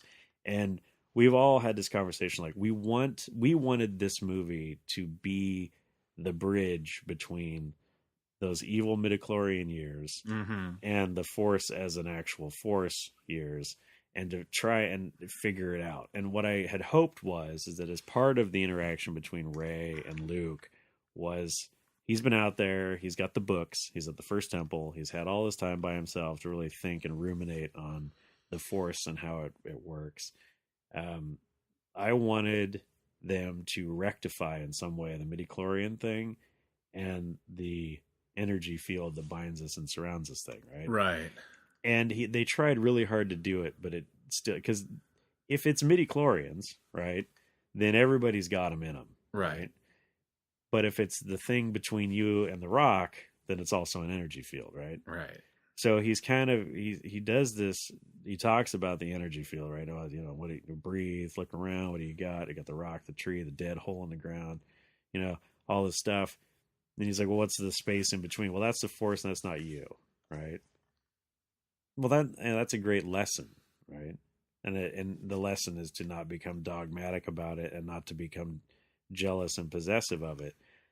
But at the same time, like we say, it's unsatisfying because he's also completely cut himself off from it, and he's the last of the Jedi, and he's this great warrior, and he's this great hero, and yeah, he fucked up, but he's basically saying, I'm gonna take it all with me, right? So he's lecturing us about it doesn't belong to you, but I'm gonna take it with me, right? So he's kind of contradicting himself. He contradicts himself a ton in this movie because he talks about how the Jedi need to end, and then he expands on. He talks about the hubris and the folly of thinking that you own something that's not really yours, and blah blah blah. And I honestly thought that was an interesting, because I'd already heard rumors that they were like, even before they named the movie The Last Jedi, that this was going to be like kind of a reorientating of the Force and what it meant. And I think that, they were, at least what had been pushed to is more of this concept of the balance, that we have the good and the bad in us. And it's not just Jedi Sith. And so it's like, okay, Jedi Sith is going the way, they don't mention it in the Force Awakens. Okay, I'm understanding. But then it's like, he says, the Jedi have to end. And then at the end of the movie, he says, I will not be the last Jedi. And it's like, well, the whole point is that you were getting rid of this dogma. And then they're like, no, we're bringing back the dogma. So does that make Kylo Ren a Sith? Well, no, they never talked anything about, if anything, he was the one to say, this is all going, I'm throwing all this all out. We're starting, it's like a page one rewrite of how I'm going to be a bad guy, right, and how I'm going to run things. And Luke's going back to it's like, well, that's, I don't know. I felt like the whole explanation of what happened on the temple, which I felt in some way redeemed my ridiculous prediction I made at I think I might've made it on this show. And I also might've said it at our little nerdy meeting, that I thought that Luke was going to be he was the one who tried to kill all of it. He destroyed his temple, which I know he didn't. Technically, he was the catalyst. Though. He's the catalyst. He caused Kylo Ren to freak out and kill everybody. But it's like, but then again, at this point, I don't know. So I guess, they killed some of the people, and then 5 of them went off with Kylo Ren and became the Knights of Ren, which they never say the Knights. Did they say even mention Knights of Ren? But we assume that's what it is, and they'll probably show up. I don't know if they've actually mentioned. Did they actually say Knights of Ren in The Last Jedi? I know. No, obviously I don't think they did. He went off with he took 5 of my students and killed the rest. Right, which is implied that those are the Knights of Ren, because in the Force flashback in The Force Awakens, he's got the 5 dudes with him. In the rain, surrounded by all the dead bodies. Right, and it just becomes this thing where it's like, well, okay, the Knights of, we're not going to get anything about that. We know who the Knights of Ren are, kind of. They're former Jedi, which we already kind of assumed kind of before that these were probably Force using people. So I mean, that just means Episode 9, either they'll completely drop it, right? It'll be forgotten, or it'll be just something, and it's not going to be or like I guess retconned and say, oh, those were the red guys you killed. Yeah, and it's like that thing where you're almost kind of like, well, I guess I don't care about that. That's another thing I don't care about. Like that you built up to making me all excited about all these possibilities, and then they subvert all of them, and to me, in not a satisfying way. No.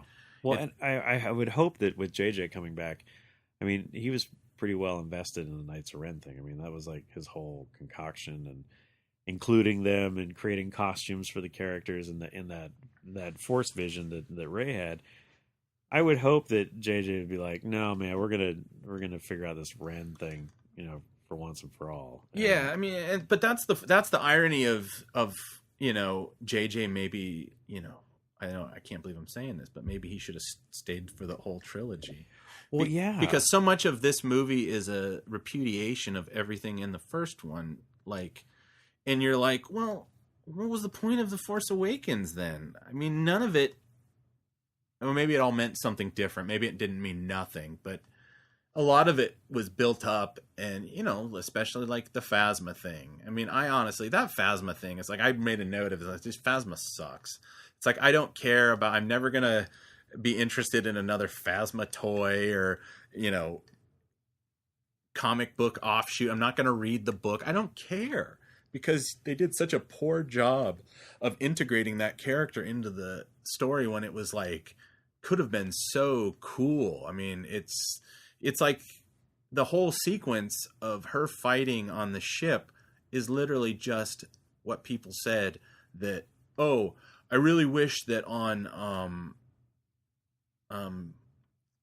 what was the name of the planet? What was Maz Kanata's planet? During that Maz Kanata's castle battle, that there was a character that I guess they call him Traitor or whatever, or something. Yeah, the guy shouts Traitor, yeah. Yeah, he's the guy that shouts Traitor, and they're saying, like, why wasn't that Phasma? And I honestly thought that same thing, too. That would have been a great... And so, like, now they've just said, well, we fixed that. That battle you wanted between Finn, they even used the same goddamn weapon. Right. And, it's... Except Finn has it this time, and it becomes, like... Oh, you guys really had no plan. That was the thing that kind of bugged me that I found out later, and this was from, watching and reading and stuff like that I hadn't seen this interview that basically Rian Johnson admitted that there was no plan for this trilogy, and that everything that they created. And see, I'll be honest, that's the first time I'd ever heard that. And my feelings about all of this might have been in a completely different place. Had I known that, I might not even have bothered going to the movie, because it's like, that's the big thing I have. The problem is like why I'm, forever complaining about the television show Lost. I mean, you build up 5 seasons of mythology, or 4 seasons or whatever, and they had no idea how to end it. And we're right back there. And I feel like they, J.J. Abrams literally just pitched his Episode 9 thing to Bob Iger like a week ago. Yeah. Like, they don't know what they're... Well, he's too busy right now working with Quentin Tarantino to make the first R-rated Star Trek movie. Star Trek, The Planet of Feet. But, yeah, it's... Sorry. No, it's... I made that joke on Twitter already this week. It's not fresh, but it's... I guess maybe I don't understand how movies work. That's not how movies work. All we do is, we go into the studio and we go to Bob Iger or, whoever controls movie studios now or whatever, because that's in upheaval right now. But whoever is touching people the least. Yeah, whoever is the least touchy-feely. The last uncaught sex criminal of the week that run movie studios, and you sell them a line of bullshit. And then you make the movie, and if it does well, you go into and you sell them another line of bullshit about how you're gonna, this is what we had planned for the second one, and this is what I honestly I thought that they had a plan. I thought they were gonna say, or this story is the story of Rey, and she's a nobody, but she's gonna do this and that, and blah blah blah. No, they just start at page 1, and because I honestly thought that the promise of Lucas finally selling off his intellectual properties were okay, so now we're going to get Star Wars movies with all those beloved characters and the aesthetics and the music and the feel, and then they were going to elevate the filmmaking, because George Lucas, God love him, is for his innovative and what a pioneer he was. He's not a great filmmaker. I mean, I think we have to admit that. When go watch a prequel. Yeah, when you want to sit down and it's I can never analyze these films as movies. They're always as Star Wars movies, because if you try to analyze them as real films, they fall apart. So I honestly thought, now that Disney has it and they get these high end like a Rian Johnson and a J.J. Abrams, that they will have this great story without all the problems that they've had with poor filmmaking. Right. Because they'll have all this. And also, that was another thing that came up with the prequels, that, Lucas financed these movies with his own money. Right. So his echo chamber was tight. Yeah. And so there was always things well, how much is why don't we do another planet? Well, how much is that planet going to cost? And then they go, well, that would be $15 million. Let's not have another planet. So he was always watching the purse strings. Right. It wasn't like a situation, and it shows some of the special effects are even behind the times for when those movies came out. That is true too. So I honestly thought Disney they're just gonna go, we're gonna make Star Wars movie on a scale that befitting this beloved franchise. But I still feel like they're not, even the good directors aren't. They're maybe okay with plot holes and things that don't match up, because they're well, it's a Star Wars movie. What do you expect? They're supposed to kind of suck. Yeah, and the science doesn't work, and this and that, and the plot holes, and just forget about that. Now, here's the one of the things that has come to the fore with all of that, which I find to be, on one hand, it's devious, but on the other hand, it's just lazy. Is you put out a movie and people are like, what the fuck was with Phasma, right? She was in the movie for 7 minutes and she didn't do a damn thing except get thrown in a garbage can. Oh, well, if you read the novel, yeah, right, or if you buy the comic book, then you'll know. Oh, okay, so I just spent $15 to go see the movie. Now I got to spend $27 on a hardback book. I gotta spend $5 a comic for a 6 comic, arc, just so I can figure out the shit you were too lazy to put in the movie. And I'm gonna make you rich doing it. Yeah. And I'm gonna buy the action figures. I mean, it's devious in the way that they're getting all of your money, but it's also lazy. You don't have to have a tight script, and you don't have to have a good story, and you don't have to have well-developed characters, because if you don't do it enough, we can always put out a 6-issue comic story, or we can always get Claudia Gray to write a teen girl novel about Princess Leia's early days as a junior senator, where she met Holdo, who's kind of like Luna Lovegood. And I've actually heard that description, and I'm like, are you effing kidding me? But Luna Lovegood's running the goddamn fleet, right? Looking for narwhals or whatever. Yeah, and I mean, losing her shoes every 5 minutes. And that was and just to get into that, it's as much as I love Laura Dern, that character, it didn't feel like a Star Wars character. Even if the look is wrong, whatever, that's a look. And she looked kind of like a prequel character. She did look actually very prequel. She wouldn't have looked out of place in that. Do you ever seen that deleted scene for Jedi when it's oh gosh, the woman who plays I'm blanking. I'm so saturated in Star Wars, I'm forgetting names. I'm just having pictures in my head. She was in Rogue One as well. She's the same. Mothma? Yeah, Mon Mothma. And so there's that sequence where it's like Bai Ling and Jimmy Smits, and they start to do, and it's really good that they cut it because the scenes are ridiculous. It's this idea of like Padme wants to start the rebellion. It's the origins of the rebellion. She looks like a character from that. It's kind of like the thing. And she's then going to be a senator from some planet somewhere. Yeah, and you don't really. Since I didn't dip, and I had made this decision not to read any of the material because I always felt like I would do that and then I would feel a little bit like, well, why did I waste all this time reading this book like Labyrinth of Evil, right. And which was the pre Revenge of the Sith, and then there was the Approaching Storm, and all these ones where I thought I'm gonna be so ahead of you guys, and you know, I'll have a greater understanding of Star Wars after I see it. And this is pre-podcast, so you would have benefited so much from my insight.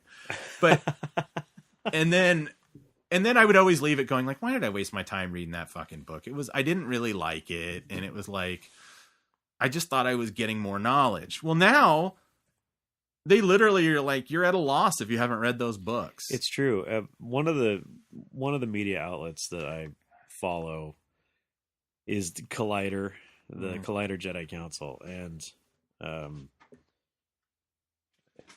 they've we'll talk more about that in a second. But one of the things I follow them is their reviews of the movie. Like they did a big spoilery review after the movie came out, and it was 4 members, and it was Christian Harloff and Perry Nemiroff and 2 other dudes. Sorry guys, Ken Knapsack and some other guy. Again, my apologies, but Nemiroff kept going on and on and on about, I just felt like having read those books, I knew so much more about these characters, and they were so much better for me on screen. And I'm thinking, this is my big complaint. Like if you are making these movies, like some have claimed, if you're making these movies for the next generation, if you're making these movies for 13-year-old girls, where do you think they get their money?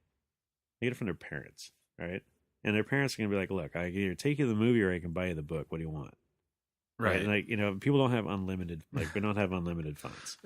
And, so what is it that you want me to spend my money on? Well, I would guarantee you that Disney's like, we want the money on the movie, right?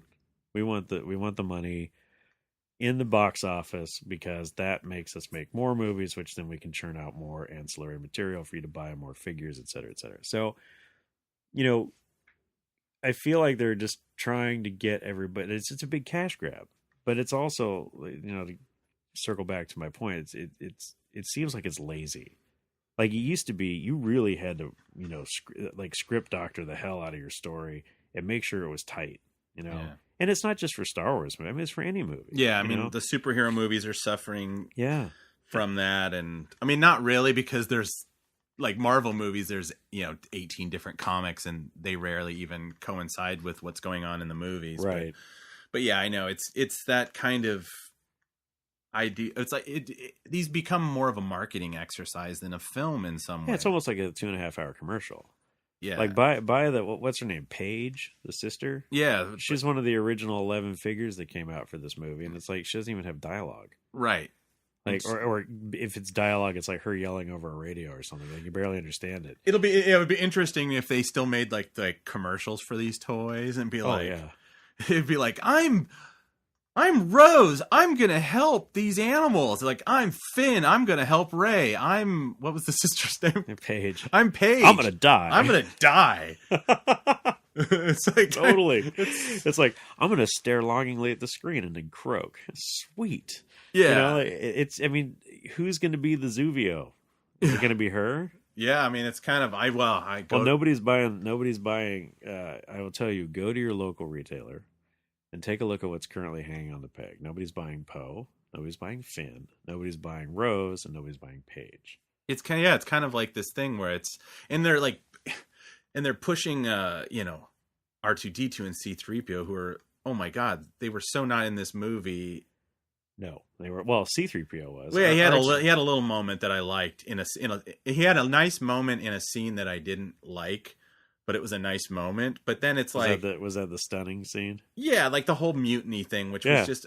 But that was so. But I mean, that was so. I mean, if any character in this movie was true to form, it was 3PO. Yes, that is true. Because when he's all, "Oh goodness gracious me," and he's all running off, and I mean, that was so 3PO. Yeah, I have this. That works. I'm sure it's like if Rian Johnson had come to Anthony Daniels and said, Tony, we're going in a different way. We're doing a musical now. We're doing something different with 3PO, and he'd be like, no, we're not. I've played this character for 40 years, and I'm going to kick you in your balls.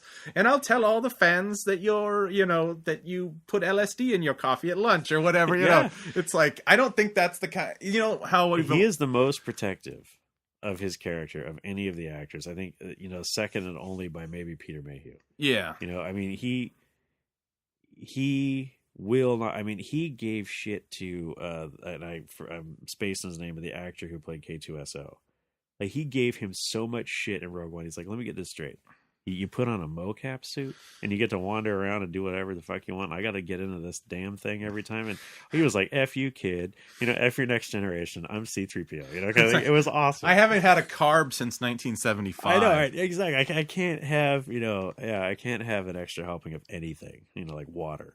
Yeah, I mean, I wouldn't be surprised if he did tell Rian Johnson to go fuck himself a couple times. Well, Mark couldn't. I mean, he was, that, and that's to me, that's like, I've seen so many of these, people are doing super cuts of Mark Hamill basically admitting that he wasn't happy with this character, which it always ends with his kind of insincere, but I trusted Ryan and all this stuff. Well, was the first one, was that at Celebration when he came out and was kind of like, I was so pissed? It was in, or was it before Celebration? It was during the Celebration behind the scenes reel.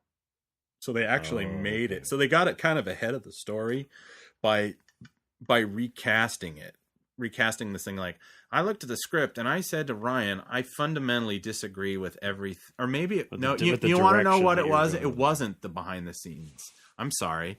It was like a ABC behind the scenes that they sat him down and like Daisy was sitting next to him and he said it in that. It wasn't in official stuff.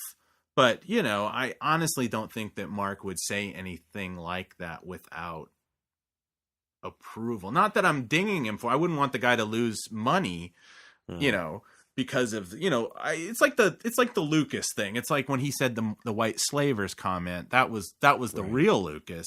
You'll never hear that from him ever again. Oh no, of course, because now they'll be like, dude, you have a non-disparage clause in this contract. You can never say anything bad about Star Wars. We cut you some slack when you called us white slavers.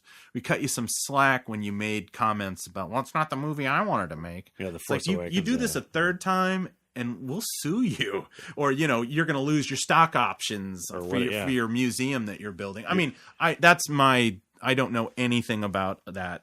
I'm just making suppositions, but it's the great pivot, as I call it, of where Star Wars, and this is hilarious because I'm laughing at it myself, even trying to articulate this without sounding full of shit. But this is the big pivot where Star Wars literally just becomes a marketing empire, which are like, where have you been for 40 years? And they're like, shut up. But my point in it, the marketing empire is that, they've had this pesky problem since 2012, and it's called the sweaties. It's the ultra passionate fans. It's the nerds. It's the opinionated. It's the think piece guys.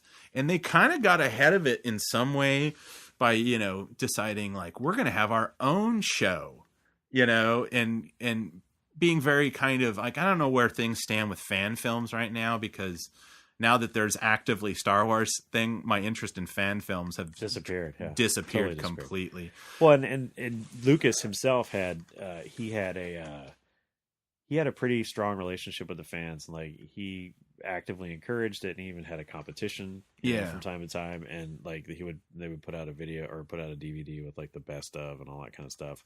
And you know, now, like you say, it's either because it's coming out on a regular basis or because people are thoroughly afraid of the mouse. The fan film thing has kind of disappeared. I think the last big one was the Darth Maul one that came out last Yeah. year. Yeah. I mean, and I think that's, you know, because of so many, I mean, that's a whole nother conversation. I mean, it's about protecting your copyright, and, you know, you can't fault Disney 100% because they're building the theme parks. They're building, like, basically, except for this movie, every one of their movies that they've done. Well, I guess The Force Awakens didn't have this problem too, but all their anthology movies have effectively had to been filmed twice.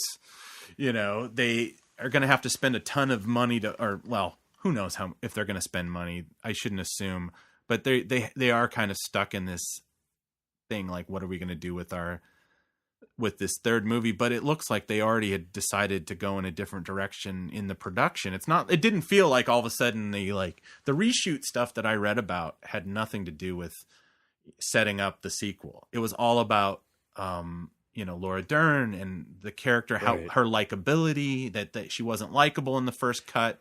And then they wanted to add the kid with the broom and all this stuff, which is in some ways maybe that is a reaction to Fisher passing away, and like they're setting up the fact that this next movie is going to have going to be about a bunch of 9-year-olds.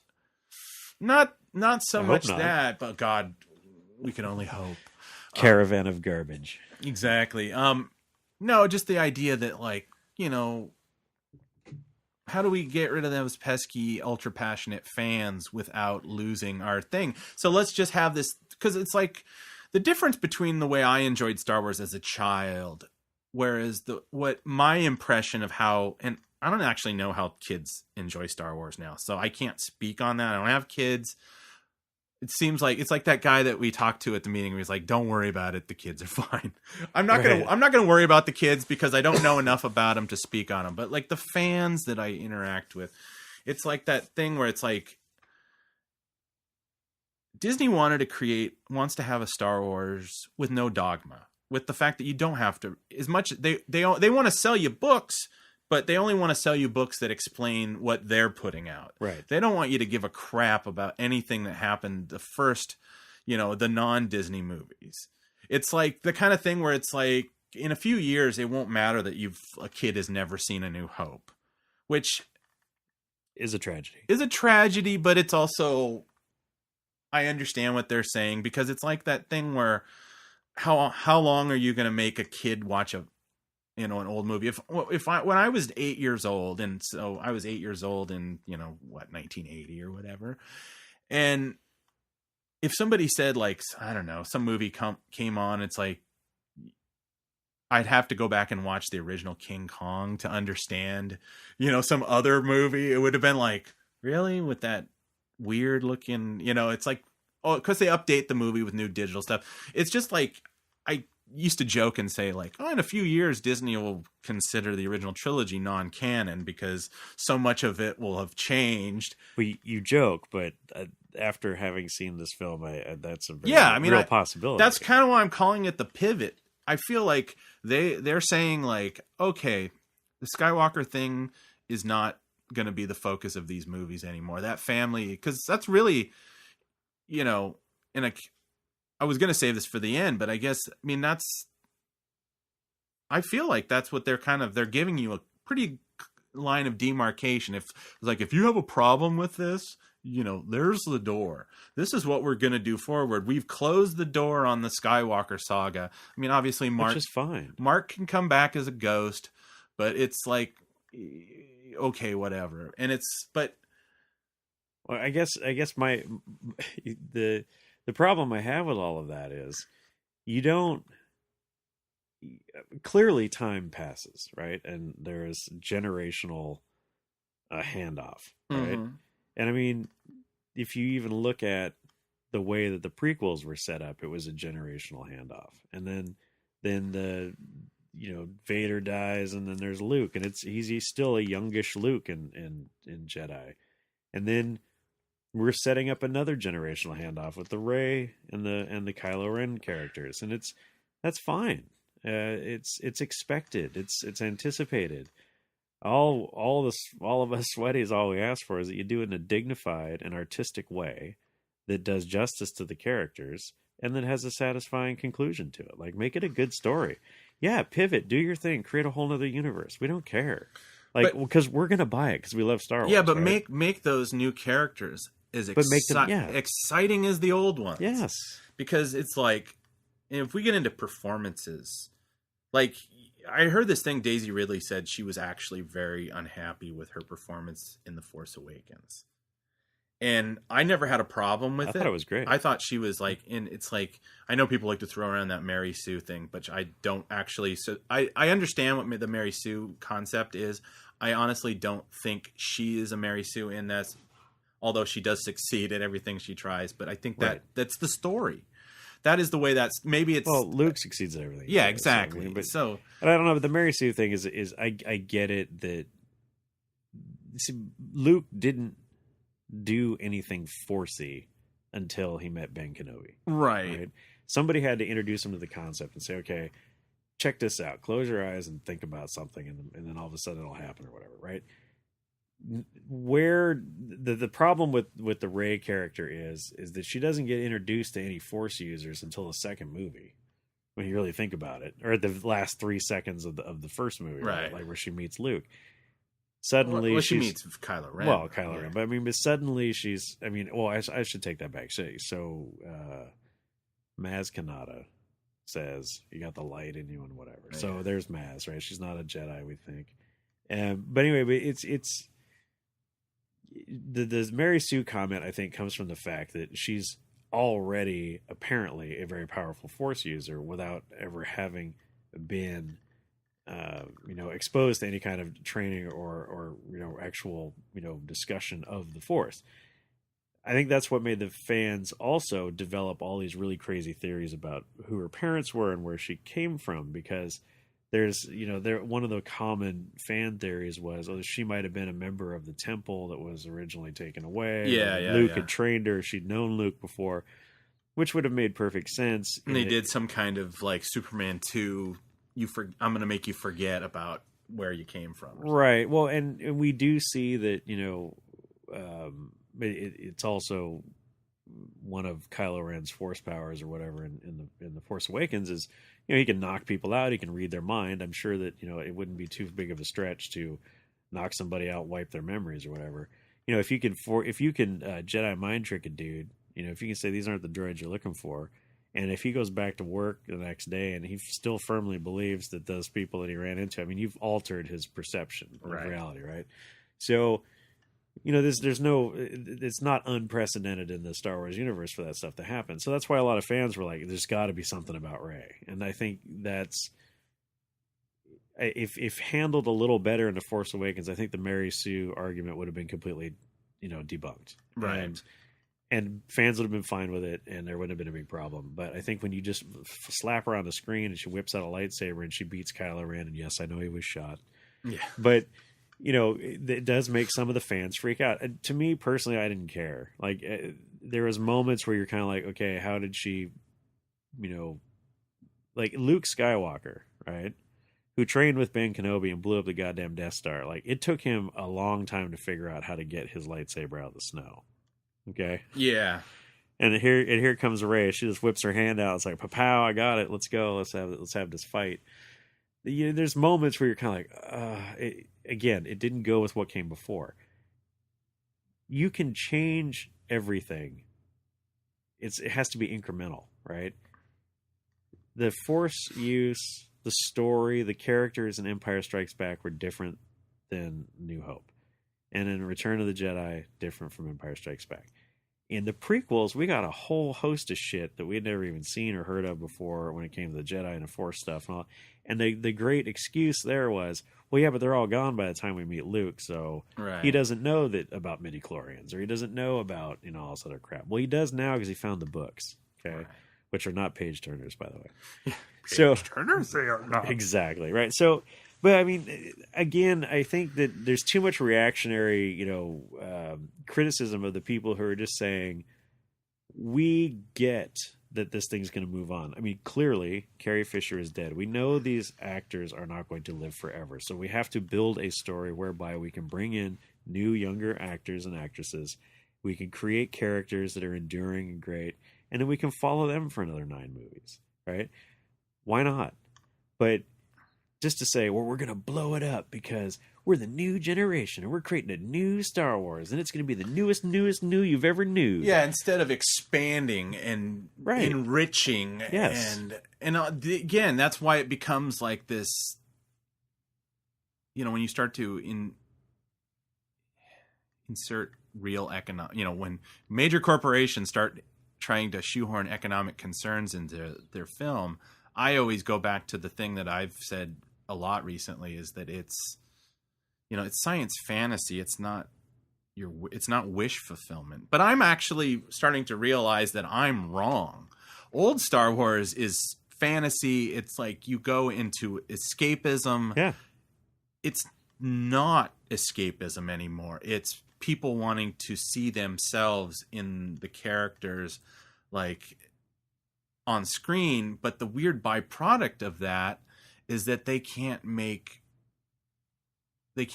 the characters because they're running the risk that people will say, I don't see that. That's not what I want myself to be.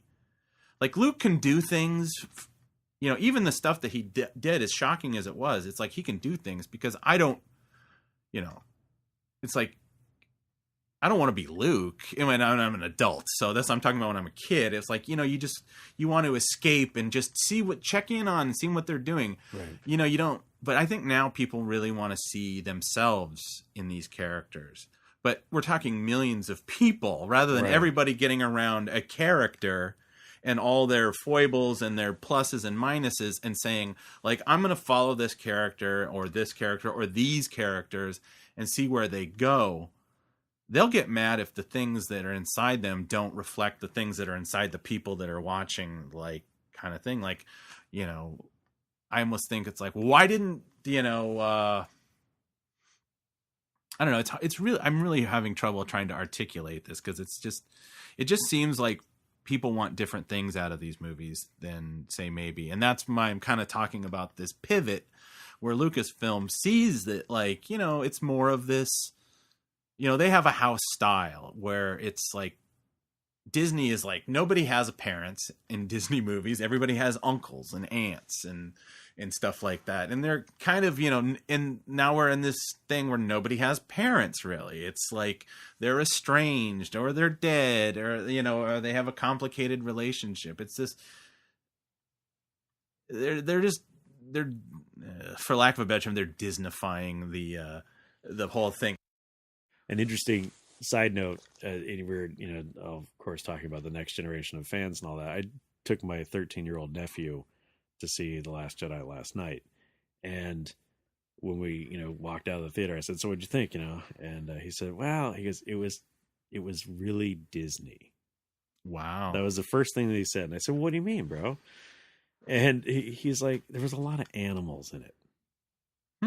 And it, I mean, it's been interesting because some of the sweaties that we hang out with have children of, varying ages, and they're all Star Wars fans to varying degrees, and they all appreciate the films in their own ways and on their own merits and whatever resonates with them, But it was interesting. I mean, yeah, he's a boy and he probably wanted more explosions and whatever, but to call it out, the animal scenes, that prolonged ride on Canto Bight that is just so prequely in its badness.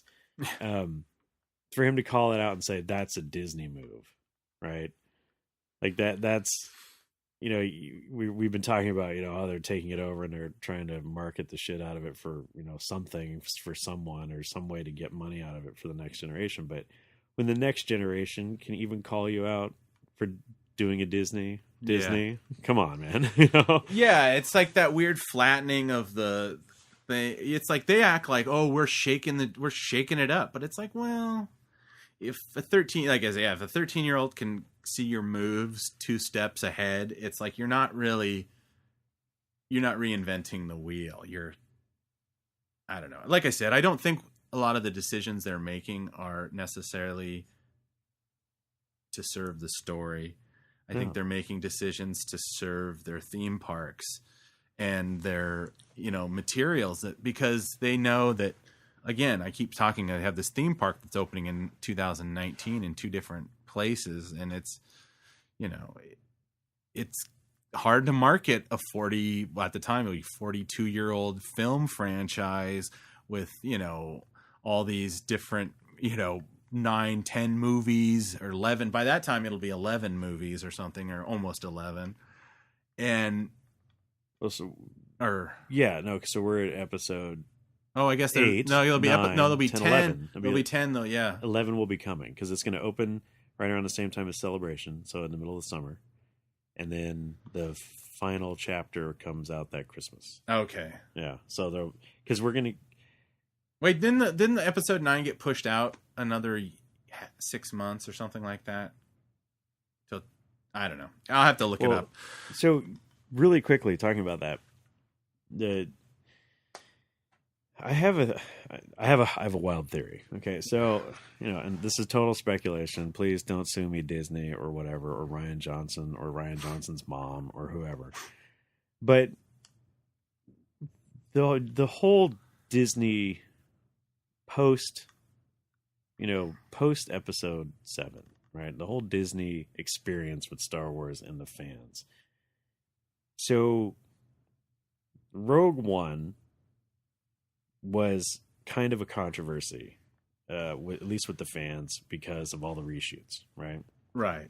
And there was this big, concern on behalf of the fans that, was the reshoots because the movie was crap and we had to redo it a la Han Solo, or was it just normal reshoots like we normally do it? And the Disney line, the press was, oh, this happens all the time in Hollywood, there's all kinds of reshoots, Gareth Edwards kind of fell on his sword, let them come in and rewrite it, and told them what to reshoot, and he reshot it. Then he made the press tour and he saved his ass and his job. And he's generally loved by the Star Wars fans because the movie that came out is pretty fantastic, and like any Star Wars movie, give or take the few small problems, right, but it's one of the best, in my opinion. So, but then the Han Solo situation happened. And we had Lord Miller fired unceremoniously. The movie entirely reshot from ground up, by Opie. And, it's like the fans are getting scared as shit, right? Like the people are actively now calling for Kathleen Kennedy to be fired. They want her head on a plate. What the hell's going on over there? All this kind of stuff. The Disney masters have been mostly hands off because this thing is like a cash machine, right? It's putting money in their pockets. So they're kind of not really too scared, just as long as they don't fuck up the cash machine, right? They don't kill the golden goose. But the fans are freaking out. And I have a suspicion that when they announced that Ryan Johnson was not going to finish the trilogy, because there was all of this positive, spin doctoring going on. They're out there and Kathleen Kennedy's like, oh, it's the greatest pleasure of my life and the honor to watch this man create a new Star Wars film and the greatest Star Wars installment in the installments of Star Wars, right? And there's all that crap going on. And there's way too much positivity and way too much nothing to see here, right? We're all fine here, how are you kind of thing, right? Exactly. Because there was never a peep on set. The only crack in the armor was Mark Hamill saying, I don't like what you did with Luke. And that was like a hot mic moment almost, It was like not supposed to be heard. And I think that they clamped the fuck down on. I think that in a way, with the failure that was going on with the Han Solo thing simultaneously, Kathleen Kennedy is doing some math in her head. Okay.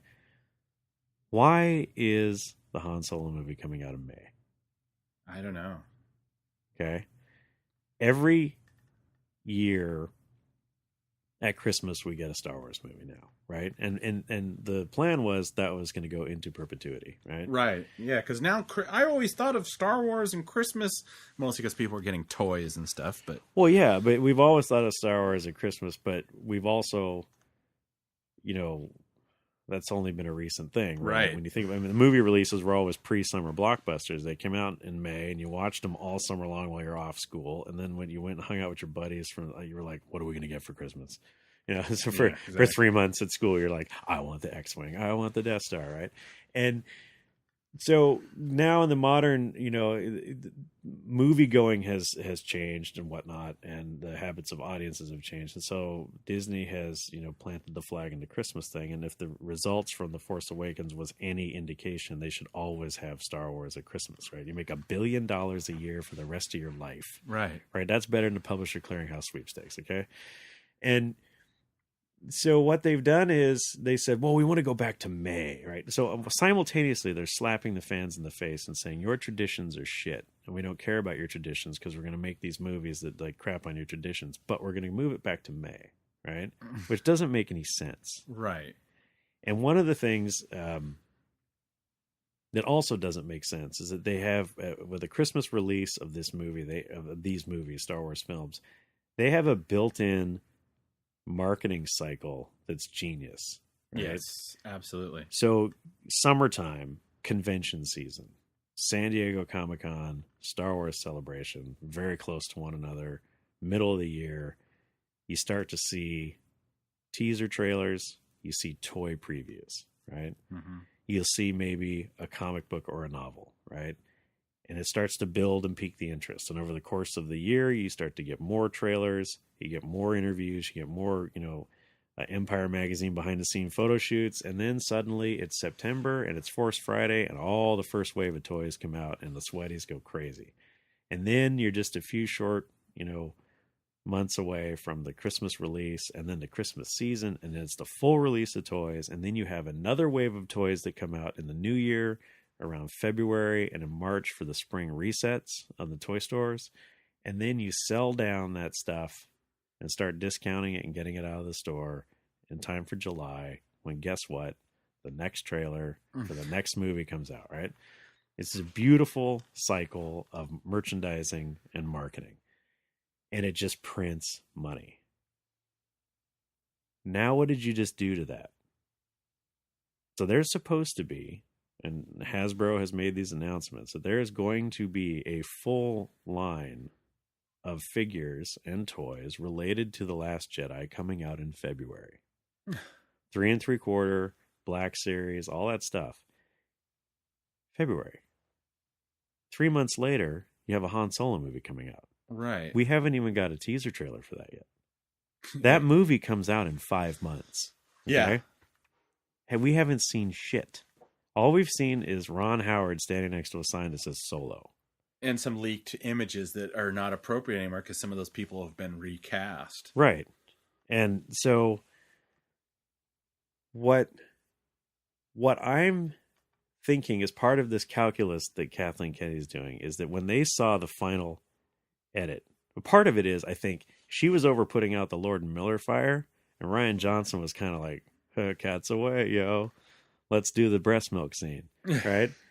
So she comes back. It's too late. They don't want any more tragedy. They don't want any more bad publicity. She knows that half the fans are going to be pissed, right? But they got to go with the starting lineup, right? They're committed. We can't have a third tragedy in a row. We can't have the reshoots of Rogue One. We can't have the massive failure that's Han Solo and the firing of Colin Trevorrow. That's true too. Who is going to be doing 9, right? Yeah. So all of those things, right? So it's all snowballing on her. And I think she just kind of said, well, if we keep the Han Solo, because remember, everybody said Han Solo movie, Lord and Miller fired, Ron Howard's reshooting the entire movie. It's got to be pushed back to Christmas.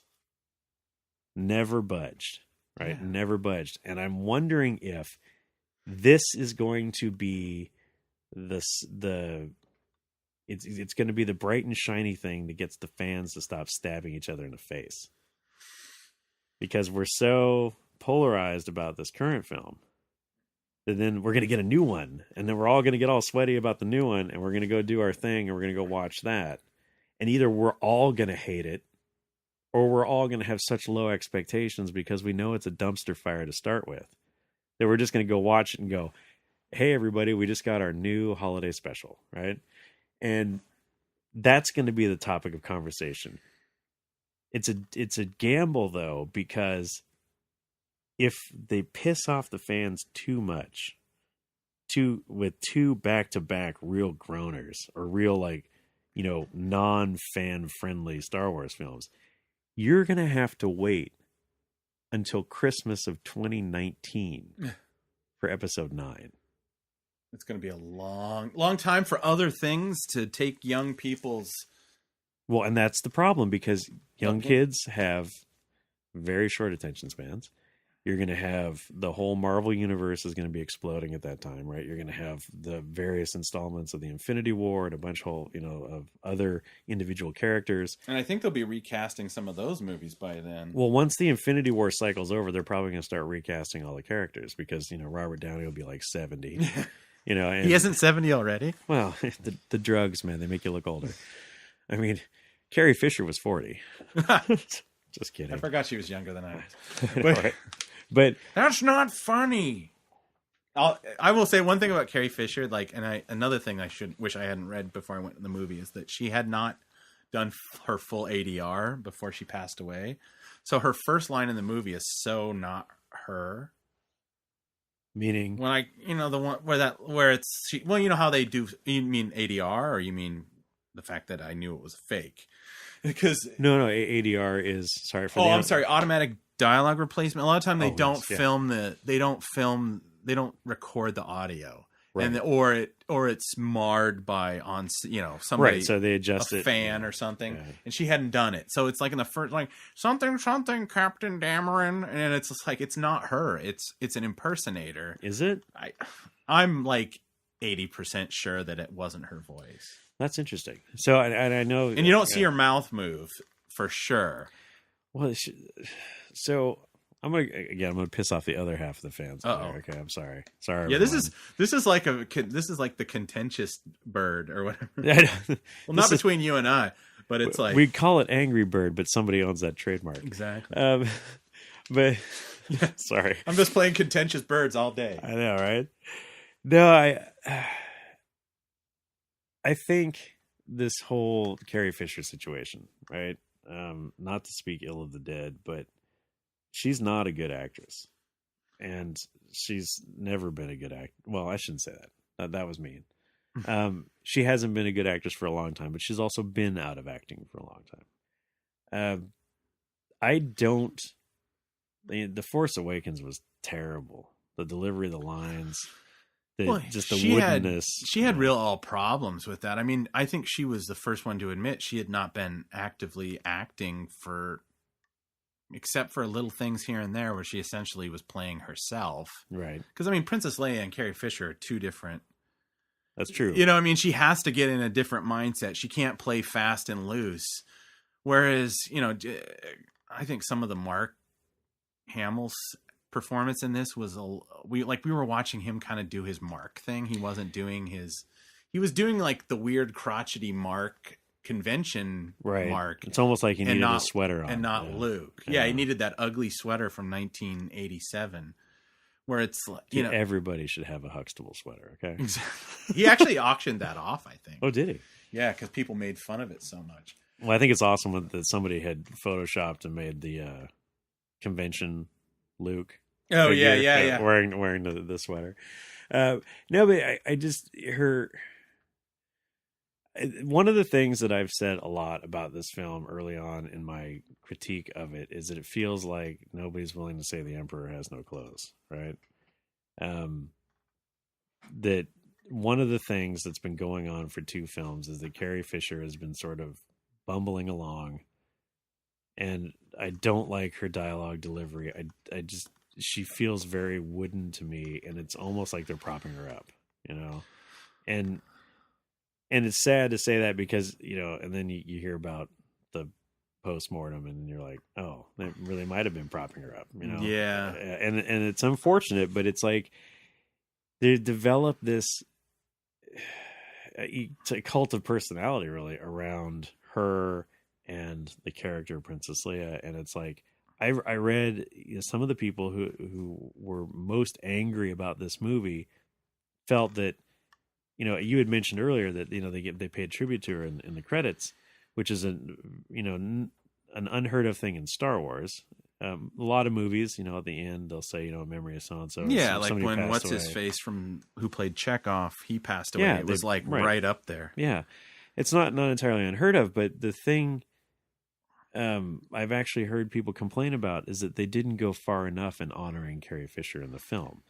Like, I don't know, like somebody had said that they had wanted like a montage thing at the end after the credits or something, and I was like, why? I guess my question is why? You know, like why? Yeah, it gets to be like this again. Yeah, it's kind of a cult of personality, and it's you almost wonder if they kind of use her a little bit to inoculate themselves against criticism. Right.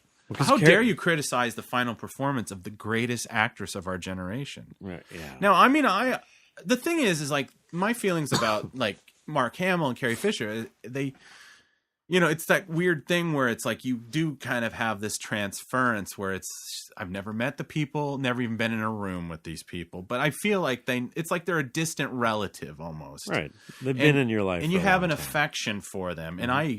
And it's like, I would rather have Carrie Fisher in a movie not acting 100% than to be like, I'm not 100%, don't put me in the movie.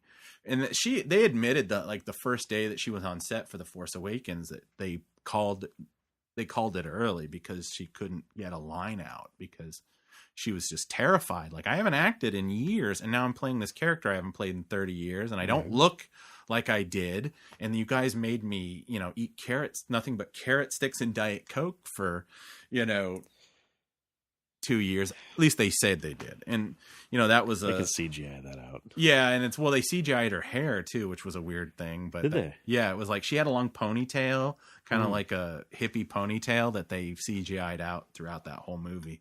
Oh, really? And I honestly felt like the you know, they kind of gave her like, she looked like her costume for The Force Awakens was a little bit more Lost in Space than anything. She looked like a Lost in Space character. And then this one I felt was, you know, more befitting like a warrior princess type thing. But yeah, it's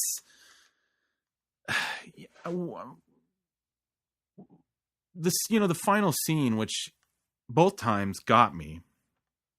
Although, you know, we can get into more stuff about the final showdown, but the interaction between Mark and Carrie, you know, it made you say it did break the fourth wall a little bit. And it's one of the few times where I'm like, normally I would be groaning and being like, I thought it was quite touching and that they were talking about the movie, but they weren't really talking about the movie. They were talking about themselves. Like, at least I don't know how much of that was reshot or because it's like you see, like I've already seen pictures of Carrie and Mark interacting, but he's dressed in his Skellig Michael the Jedi Master outfit. Right. Not in the one that he wears when they meet. So it almost makes me feel like it's the Saw Gerrera situation where sometimes I've seen photos of with hair and without hair. With Felicity standing next to him as an adult and he's got no hair and no beard. And it just looks like Forrest Whitaker in a mech suit. Right.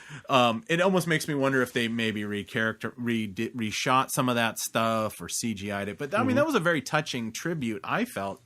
And I felt that was this, you know, if a movie that didn't actually make me happy, but if a movie that didn't make me happy still had a spiritual center to it, that was the biggest exciting takeaway of like, you know, I choked up a little bit or whatever, and as much as you can in a movie theater where you just had to second time in a row, you've had to ask the person sitting next to you to stop talking, you know, and it takes you out of it. But I mean, I thought that was an incredibly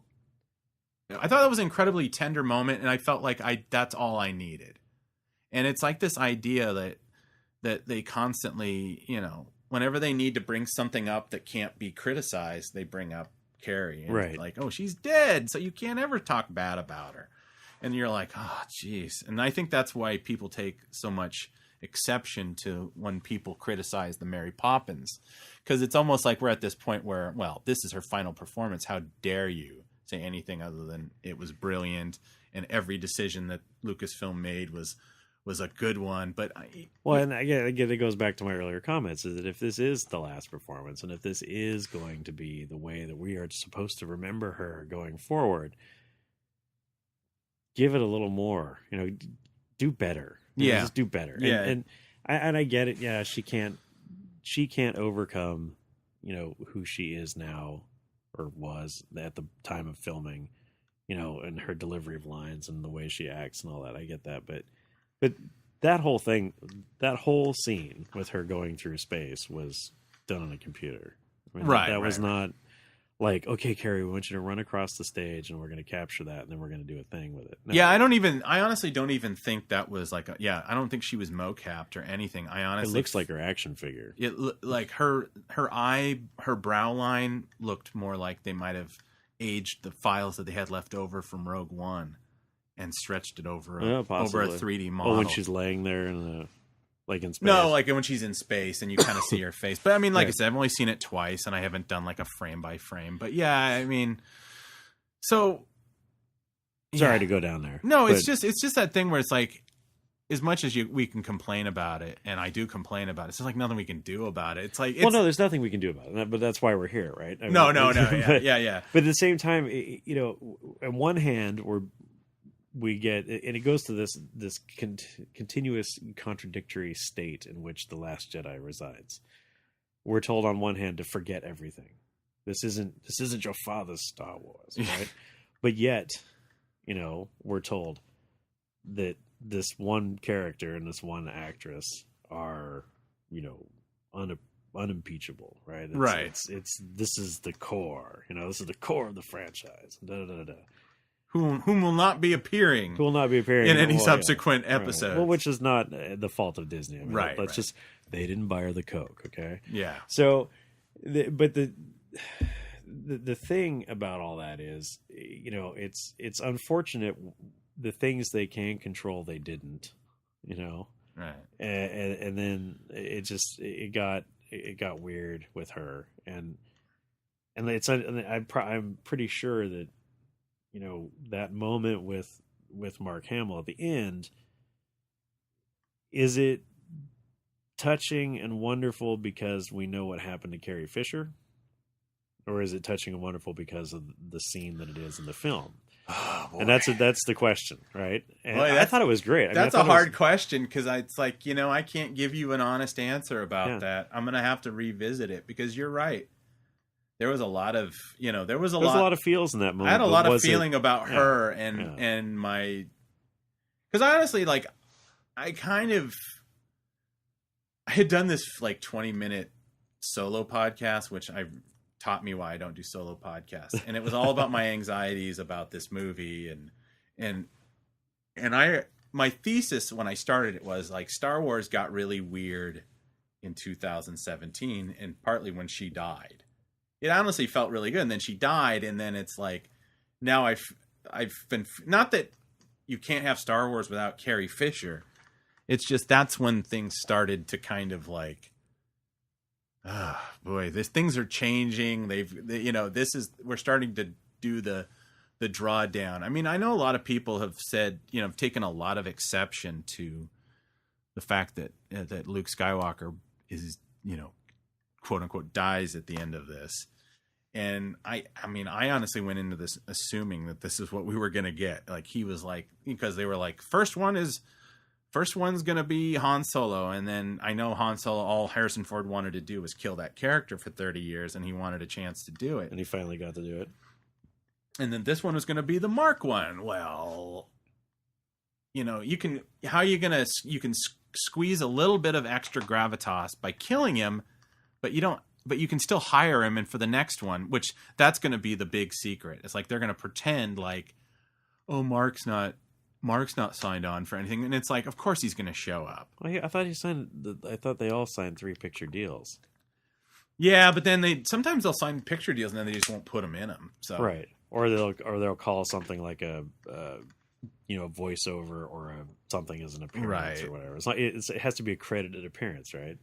But then again, I was convinced that we were going to get Hayden Christensen and Ewan McGregor and Yoda in this. Well, And we didn't. We got Hayden. Well, Hayden Christensen was seen around, right? Like Right. he showed up a couple of times at Pinewood and whatnot, and that's fueled a lot of speculation. I wouldn't be surprised if there was a lot of stuff shot that may or may not be used in the next movie. That there was other things going on here. Because do you remember there was a leak or whatever you want to call it from the filming at Skellig Michael, but it wasn't. It was when they moved the filming to the coast of Ireland where they rebuilt the village. yeah, with the tree and all that. Yeah, and there was credible leaks and footage or pictures from that set where what's his name? Kylo Ren is the actor. Oh. I'm sorry. Driver. Donald? No. Oh my God. Did I say Donald Driver? Donald Driver? Donald No. Glover Driver? Glover Driver? Donald Glover's driver was There we originally go. All right, Kylo Ren. Right. There we go. So the guy, the ex-Marine, they Adam Driver. Adam Driver. There he is. Sorry, guys. I stopped doing bong rips before these episodes. I wasn't. Shit. Nice. No more chicken nuggets before the show. Excuse me. There was photographs of him in Ireland, right?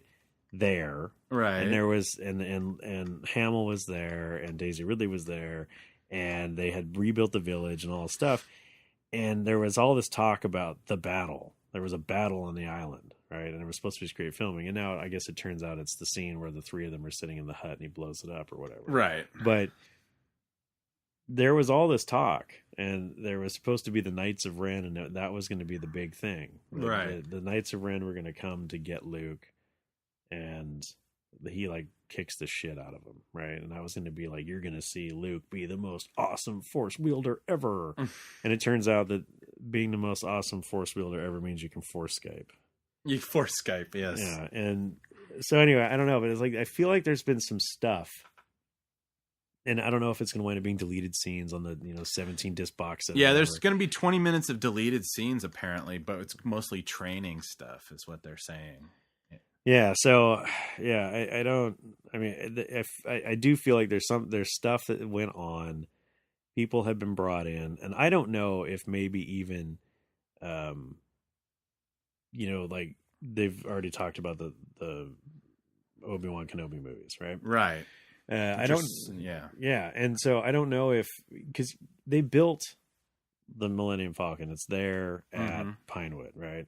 And they've been using the hell out of it because they're doing the Han Solo movie and they're doing Last Jedi, and it's going to be in episode 9. I mean, until they don't.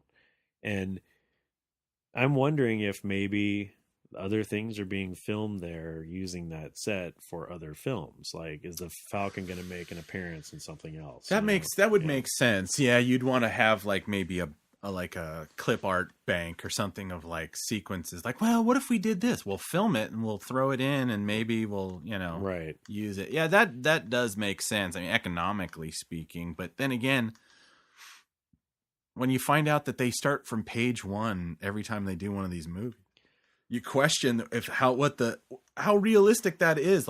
We always assume because they're the millionaires that they just have a lot of good ideas and that they plan ahead. And it's when you start to find out no, a lot of it's just kind of luck and persistence and being in the right place at the right time. Yes. And that's how you get to be the head of a studio, or you become Lawrence Kasdan or whoever. I don't even know who is the official producer of this film. Is it Kathleen Kennedy or Kennedy was listed? But there's another guy that pops up who's Rian Johnson's producer, and he's producing the next 3 with Rian Johnson. I forget his name. And see, that's one of the issues when it used to be, We knew Rick McCallum, for better or worse. We knew Gary Kurtz. It's gonna be fucking beautiful. And we knew Howard Kazanjian or whatever, which Right. he was like a one in. I guess he worked on Raiders too. You know, these produced. Now it's kind of like Ryan. Well, who produced episode 7? Because I don't remember. It's all Right. becoming kind of like, and I think that's probably Disney's thing. They don't want to. They kind of want to ride the line. They want to have an auteur. They want to in Ryan Johnson, but then again, they also don't. They want to kind of knock all the nailheads down and not have anybody standing up and taking credit for the creativity of it. They just Right. kind of want to. It's like that thing where it's like, is it a singular? Because he was the only credited. Ryan Johnson was the only credited writer. Yeah, it just said written and directed by it. At the end. Yeah, and it's like, and I was, like I said, I was watching, for anybody who wants another view of this thing. This is the Red Letter Media came out with theirs, and they talked about a bit about how, like, was this him or was it him, but really it's him and the entire story group that we never quite know who's in and out of that group because it jumps around, and it's like, who did they help him with this, or is this something he created out of whole cloth? It's like thing where Disney goes, oh, we have the story group, although we also hire directors that completely change Right. the whole orientation of our movies. Is that true, or are they just saying that so they can have like they want kind of like credit for, like, it's a vision. Right. It's not really a vision. It's like 8 people eating burritos in a conference room and, like, with a dry erase board going like, all right, so Luke's gonna need food. So he goes fishing with a pole, and then he gets this, like, weird giraffe thing with 4 titties. And Sorry. well, I mean, that's like, Oh, it's so true. That's so true. I guess we should kind of talk about. I want to talk a little bit more about Luke and Yeah. The Octu, God bless you. Well, it's like, I don't know. I mean, it's so much of that kind of that. I guess really Octo is the thing I want to talk about, because it's like, as much as, like, the humor didn't work, but there was stuff that did work, and there was threads that I was, like, excited that they were going to go into new things. It's like, I'm not like a devotee of, like, well, they have to say the Force is this, and I'm like, I'm all right if they want to change that. I don't like the idea that anybody can be a Force user. Yeah, Force user, but they've already Lyra Urso. They heavily infer it in the book. It's not Rogue One. She's out of that thing so fast. It's hard.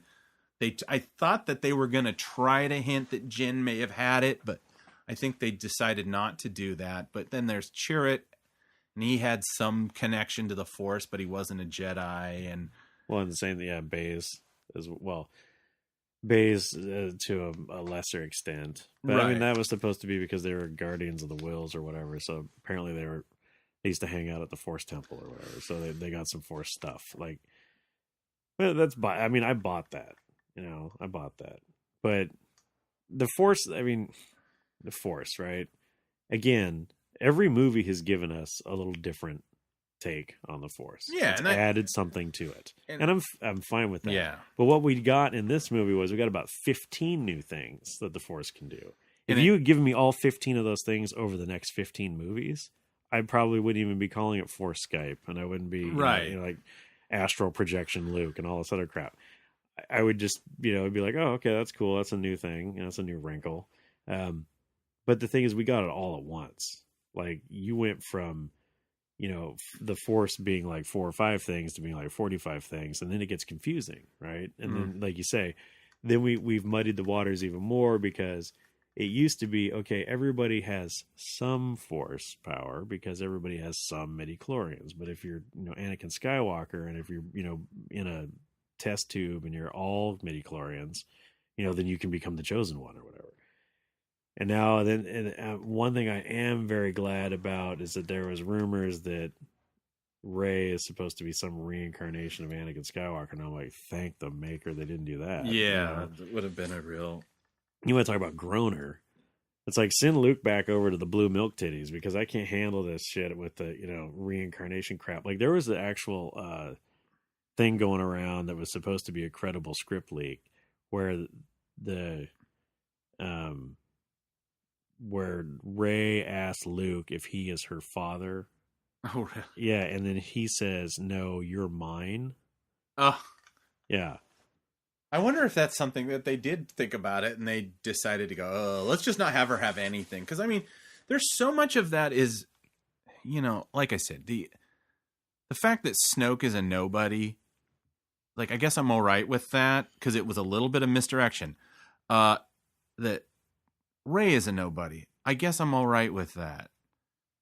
But you put those things in the same movie at the, you know, pretty much in the round thing, and it just becomes like, does any of this mean anything? No, yeah. It's like, I honestly, like, this is so like millennial kind of hipsterism, you know? Yeah. Like, it's just, it's only cool if I discover it, and then the minute you discover it, I have to hate it because it's not cool anymore, right? Yeah. And the sort of, I don't know, emo kind of way of like, oh, everything is nothing, you know, and nothing is everything, and it's this, just nobody cares about anything anymore, right? And yeah, and that's kind of seeping into Star Wars in a way when you say it, like, which is sad because I could get that with maybe the new characters, like DJ, for example, is the perfect millennial, right? He's just kind of like, hey, whatever, you know, sometimes you make money, sometimes you get fucked, sometimes you sell out your boys, and sometimes they sell out you. Hey, whatever's, you know, I'm gonna go make another movie. And he's the voice of our generation or whatever. I mean, he's the voice of modern, you know, society. You know, I just do whatever, I get by. Sometimes I win, sometimes I lose, and I really don't have any moral compass, and I'll sell you tomorrow because I need to pay rent today. You know, like, I get that in his character. That's great. He's a new addition to the universe. He's a new take. All he is, he's Lando Calrissian without the good turn. Okay. Right. And we're going to see him again, I bet. Oh, I'm sure. He'll come back and we'll redeem his ass too. We're going to redeem everybody at the end. It's going to be like revival days, man. They're all going to get baptized in the forest. And they're all going to come back. Right? Episode 9 is only going to take place in a tent. Yes. Somewhere out in the county. Yeah. Basically, there's going to be trucks, dust, and tents. Yep. And then George Clooney will roll through at the end and go, my hair. Sorry. But seeing those attitudes come through from the characters that we grew up with, like Luke, when he's on Act 2, I think that's one of the reasons why there's been such a fan reaction to it. Like, Luke, to me, did not bother me. I know it bothered a lot of people, but he was Howard Hughes there for a minute, man. He's been out living in a room by himself with tissue boxes on his feet, and he's like not doing anything. He's not interacting with people. Of course he's crazy. Right. Of course he's walking up to random animals and drinking their breast milk as they sit there bleeding on the beach, like, and he's like, oh, hey girl, what you doing? You know, it makes sense in a way. It's kind of like the weird, crazy hermit thing. It's like almost like Colonel Kurtz, man. You had to go up the river and find crazy, and you found it. You know, like. But I saw a pork sliding on a rail. The horror. You know, but again, you know, we don't need to see that. That's great to find Luke in that place, but ultimately for him to never really come around. Yeah, like he kind of comes around. He's like, oh well. I'm gonna, show that kid up and whatever, and then die. Yeah, he shows up looking like Billy Mays, and which I stole again from Red Letter Media, but he did have that thing where it's like, and then you have that his comes to help, and then I spend the entire sequence going, what, do you go to fucking Supercuts on the way? Well, you see, and this is the thing where this is one of the big things that was healed for me in my second viewing. Okay. Right? Because when I first saw the movie, right, initially when he shows up and he's got the beard, and when he's talking to Leia, I was totally taken out of it. I was like, somebody fucked up in continuity. Yeah. Right. And I kept thinking that. That's when I got mad. I was mad. Yeah. I was like, dude, somebody is splicing in footage in the wrong fucking costume, the wrong haircut. Like, it's flashback Luke, right? It's Luke from the the 3 tellings of the collapse of Kylo's hut. Yeah, I want to get back to that one. Yeah, and so I kept thinking that until I saw his foot not make the scrape on the ground, and then I was like, "Oh, that's what you're doing here, right?" Yeah. So when they walk out, everybody's scraping the white off of the red, right? Right. And then if you look at that whole fight scene, he doesn't make any impression on the ground. Yeah, he looks back. He even looks down to kind of see if the facade has been maintained, right? Because he can only. But to me, that's But it took so long for me to figure that out that in my mind I was still pissed. I missed everything, right? So now going back and watching the second time, I know, oh, this is just astral projection, Luke. So I can focus on the dialogue and the action and like else. And so some of these things that made me angry or took me out of the film, now that I knew they were coming, they didn't do that to me. And so I could experience the whole movie. And so that's probably why I had a better viewing experience the second time. It's kind of like, the needle's already in, right? So now that, you get the medicine, right? So like the pain's over, let's get, but I still think that the whole shoulder brush thing and all that, it was out of character for Luke. That was a real problem. It's like that kind of, I never felt like Luke was a sarcastic guy. And he was very earnest. And it was also so small that it like only people that really would be expected to see that would to be the viewer. So it's like he's up in that ship, unless I guess he has binoculars or whatever. Maybe, I don't know, scanners. But yeah, I felt there was something that could have been, I almost felt like the idea that they had him do as an astral projection, it needlessly complicated it. Like a thing where it's like she could have easily just have said, now that we're, establishing, she could have left some kind of shuttle or something, like, where I am if you need to find me, or something like something off of, because she ends up using it to get onto the First Order ship. But not that it really matters. I mean, I just think there would have been a little bit more weight to if he had really been there and actually been killed. Yeah. And then he'd done the Kenobi thing, and at the last minute he makes himself disappear, and then we realize, oh, he's back with the Force, so to speak, because like they said, like people have said, it's like no lightsabers touch in this movie. Yeah, no, they don't actually. There's no lightsaber fights. Although, one of the greatest things in the movie, which is this throne room. Oh, that is so quite possibly one of the greatest scenes in the history of Star Wars. Okay, so for all of you people who have suffered through all this angst and hate for however long we've been doing this, this is also something in the film that I absolutely love.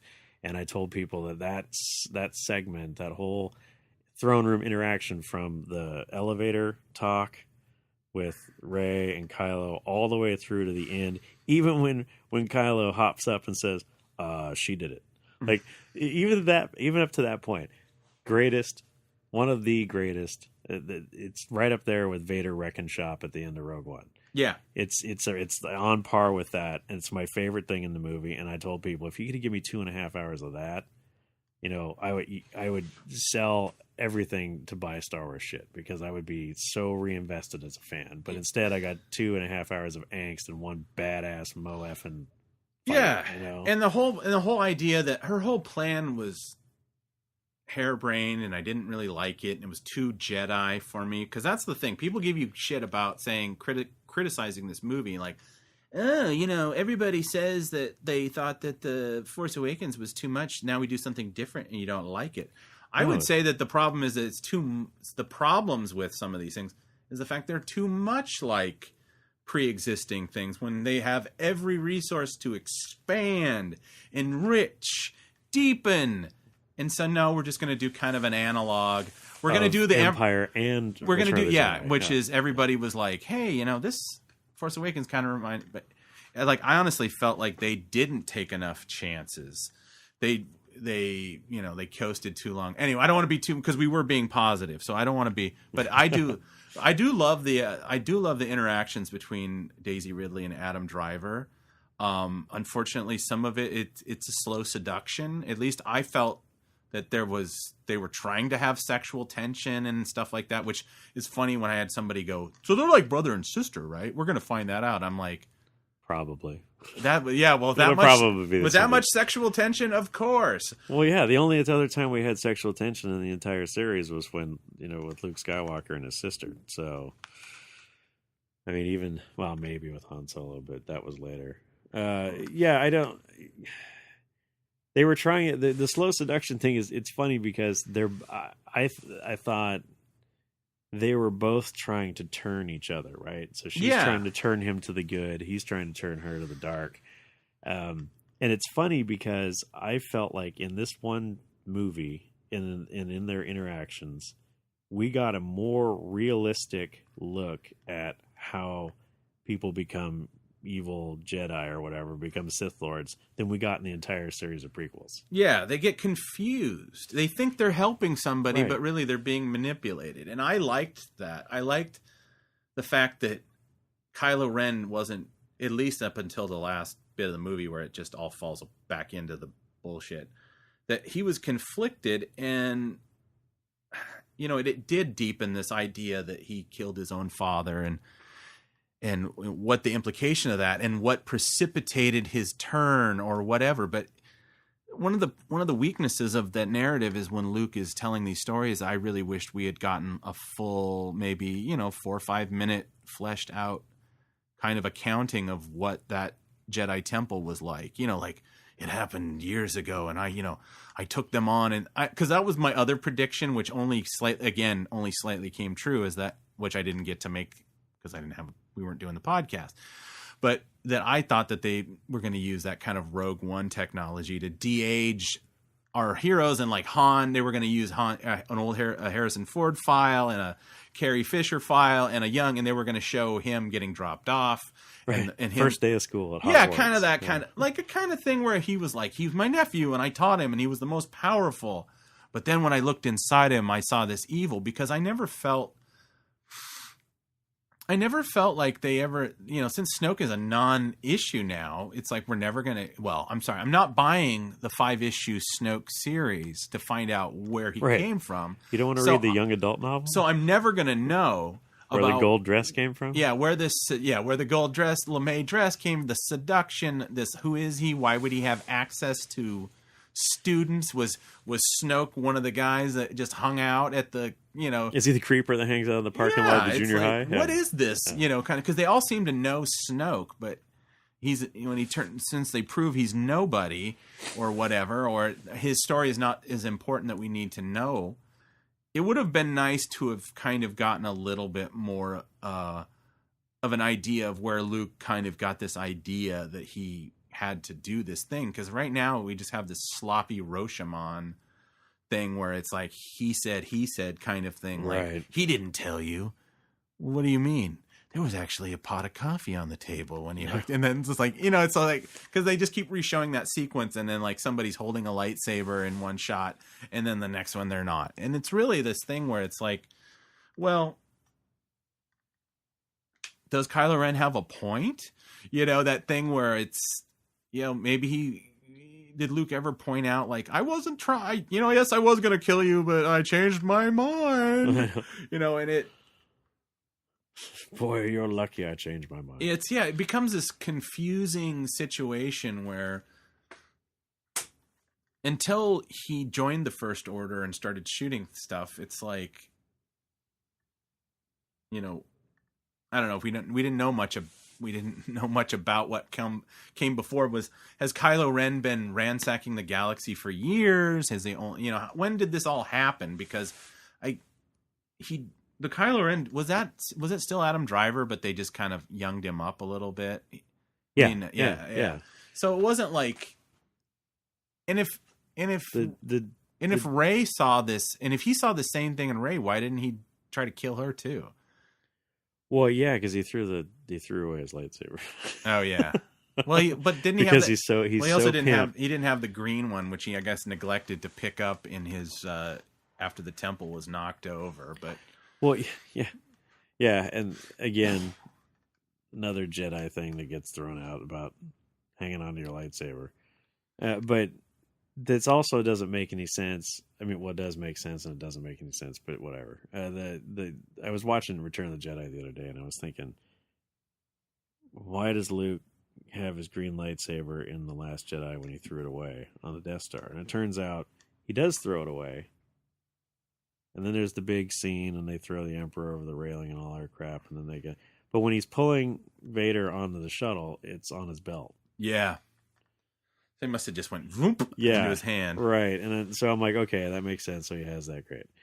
But yeah, then he leaves it there. Like, was this part of his great despair? Is this the moment that he realized that he was no longer a Jedi, but he's going to pack up his Jedi Master robes? Yeah. What's that all about? Why? Right. So if they want to throw all this stuff out, why was he in his Sunday best? Did he have a date with one of them?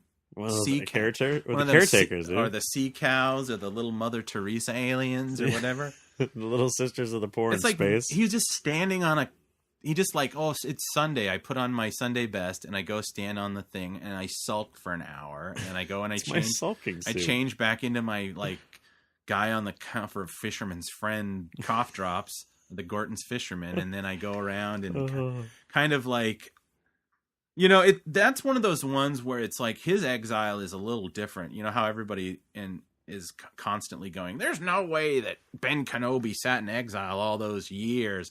He must have gone off on other adventures, and they've written books about it and stuff like that.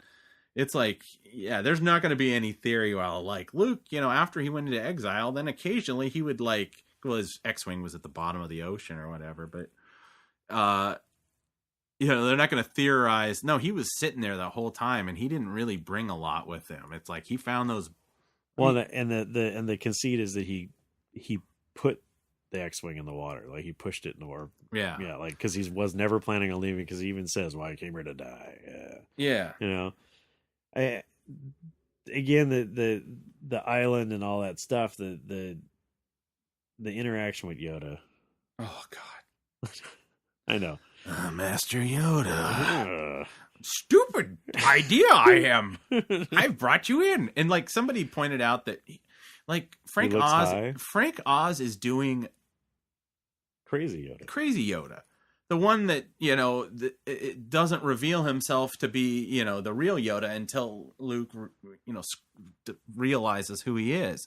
Right. It's like, why is he doing that version? Right, and it's funny because you look at the fans and how they're like, oh, it's so awesome, it was Crazy Yoda from Empire Strikes Back, and it's like, yeah, okay, that was technically the last Yoda we saw, but it really wasn't, right? No, there was a very thoughtful, insightful, knowledgeable, wise master, and we got that after the crazy throwing the food sticks and waving the flashlight around, right? And I thought that was a test anyway. It wasn't like or it was a little bit of him being alone and weird, and when he, I don't know, the way I interpreted it, and of course, I'm just another sweaty, so whatever, take it for what it's worth. But the way I interpret it was, he's hiding out, right, and people are looking for the Jedi Masters to kill, or the Jedis to kill, and so if he acts like a crazy hermit frog, right, people are gonna be like, "There's no way this batshit crazy toad is a Jedi," right? Right. And then it's his way of determining people's intentions, right? And then once he figures out, okay, this guy's looking for, a Jedi master or whatever, and he kind of figures out the whole Luke situation, whatever. But then we get revealed with Obi-Wan Kenobi and his intervention that Yoda's actually not crazy, right? And that he's a very serious dude. And unfortunately, we got... Maybe when you go off and join the Force, man, and you become a Force ghost, it's just like being back on Dagobah, man. You just go crazy. You're eating snakes. Yeah, because it seemed weird. He was very much out of character again. The puppet was shit, and he did that thing where he rolls up on his back and kicks his legs while he's laughing. Yeah, and it's just like, what? And somebody else had pointed out that so he runs in and Luke was convinced he was going to burn this tree, which we've been told in lore, in comic books, in after, what's it called? It was like Aftermath or something. Shattered Empire. That's it. That is like, oh, these trees are super important. There's one on Luke took one, and then there's one on Yavin where Poe Dameron grew up. And then he just burns it. It's like, so you basically all those comic books, and it's the thing in that comic is that it was a serious risk to life and limb to get those trees, right? Because we were still in an era where it was just post the Battle of Yavin, or not Battle of Yavin, sorry, Battle of Endor. Just post that, the Empire is still mostly intact. We haven't had the Battle of Jakku yet, which is sort of the nail in the coffin of the Empire or whatever. So he goes back into the core systems and goes back to, I guess, Coruscant, right? It was near the Jedi Temple, or it was in some Imperial facility. Yeah, I forget. It's been a while. It was some Imperial facility where they had these trees, and there was only two, and they're the only two left, and they're starts from the tree that was in the courtyard of the Jedi Temple or whatever, right? And so I'm assuming that that's the one on the island, right? Yeah. Maybe not, because if it's supposed to be the first 10, it was put there to hold the books, whatever. Anyway, maybe it was already there. Yeah. But if the guy's going to go risk his life to go get these Force trees, right, to get them back from the Empire because they belong to the people, right? You would think he would think twice about burning down the first Force tree. But, let's say this is, maybe this is because this is the first Jedi Temple, right? We have the Force tree and we've got the dark side hole, right? So there's that yin and yang thing and the light and the dark and all that. The caretakers are there taking care of the buildings to make sure they don't fall over until Rey shows up. And then, he's there he's gone to the first Jedi Temple to die. Like there is something there that's very, poetic or whatever about that. But then he's just going to turn around and burn it all down, right? Yeah, and it's not like a thing like, I'm trying to think of a good example, and I'm going to have to apologize to the listeners. I'm going to invoke a movie that you would not normally invoke, but I'm thinking about, have you ever seen the Kevin Costner movie, The Postman? I tried watching it one time. So there's a whole sequence where he befriends this, he sleeps with a woman in the village because her husband is infertile because of the mumps, and I know it's very convoluted because that's the second movie in a row where Kevin Costner is like offered, a woman to sleep with because of his virility or whatever, which is also Waterworld or something like that. Where was that in Waterworld? They offer him a teenage girl at some point, and he turns her down. So anyway, he has this relationship with this woman, and he gets in a fight, and he gets shot, and he's incapacitated. So the woman character, like Olivia Williams, drags him to this cabin, and he's got a gun hole and bullet hole, and she kind of nurses him back to health. And as time goes on, it's like they go, we can stay here. And she just decides, no, we got to go back and fight. And she sets the place on fire, and he has to leave. They have no options. It's like, this is a place where it's so easy to starve to death, and she just sets it on fire. Right. But that's the thing. That's very Cortez. Yeah, you were kind of, well, that probably would have been a better example. Cortez setting his ships afire. Sorry, everyone. Yeah, sorry. I did go to college. I didn't just watch The Postman 300 times.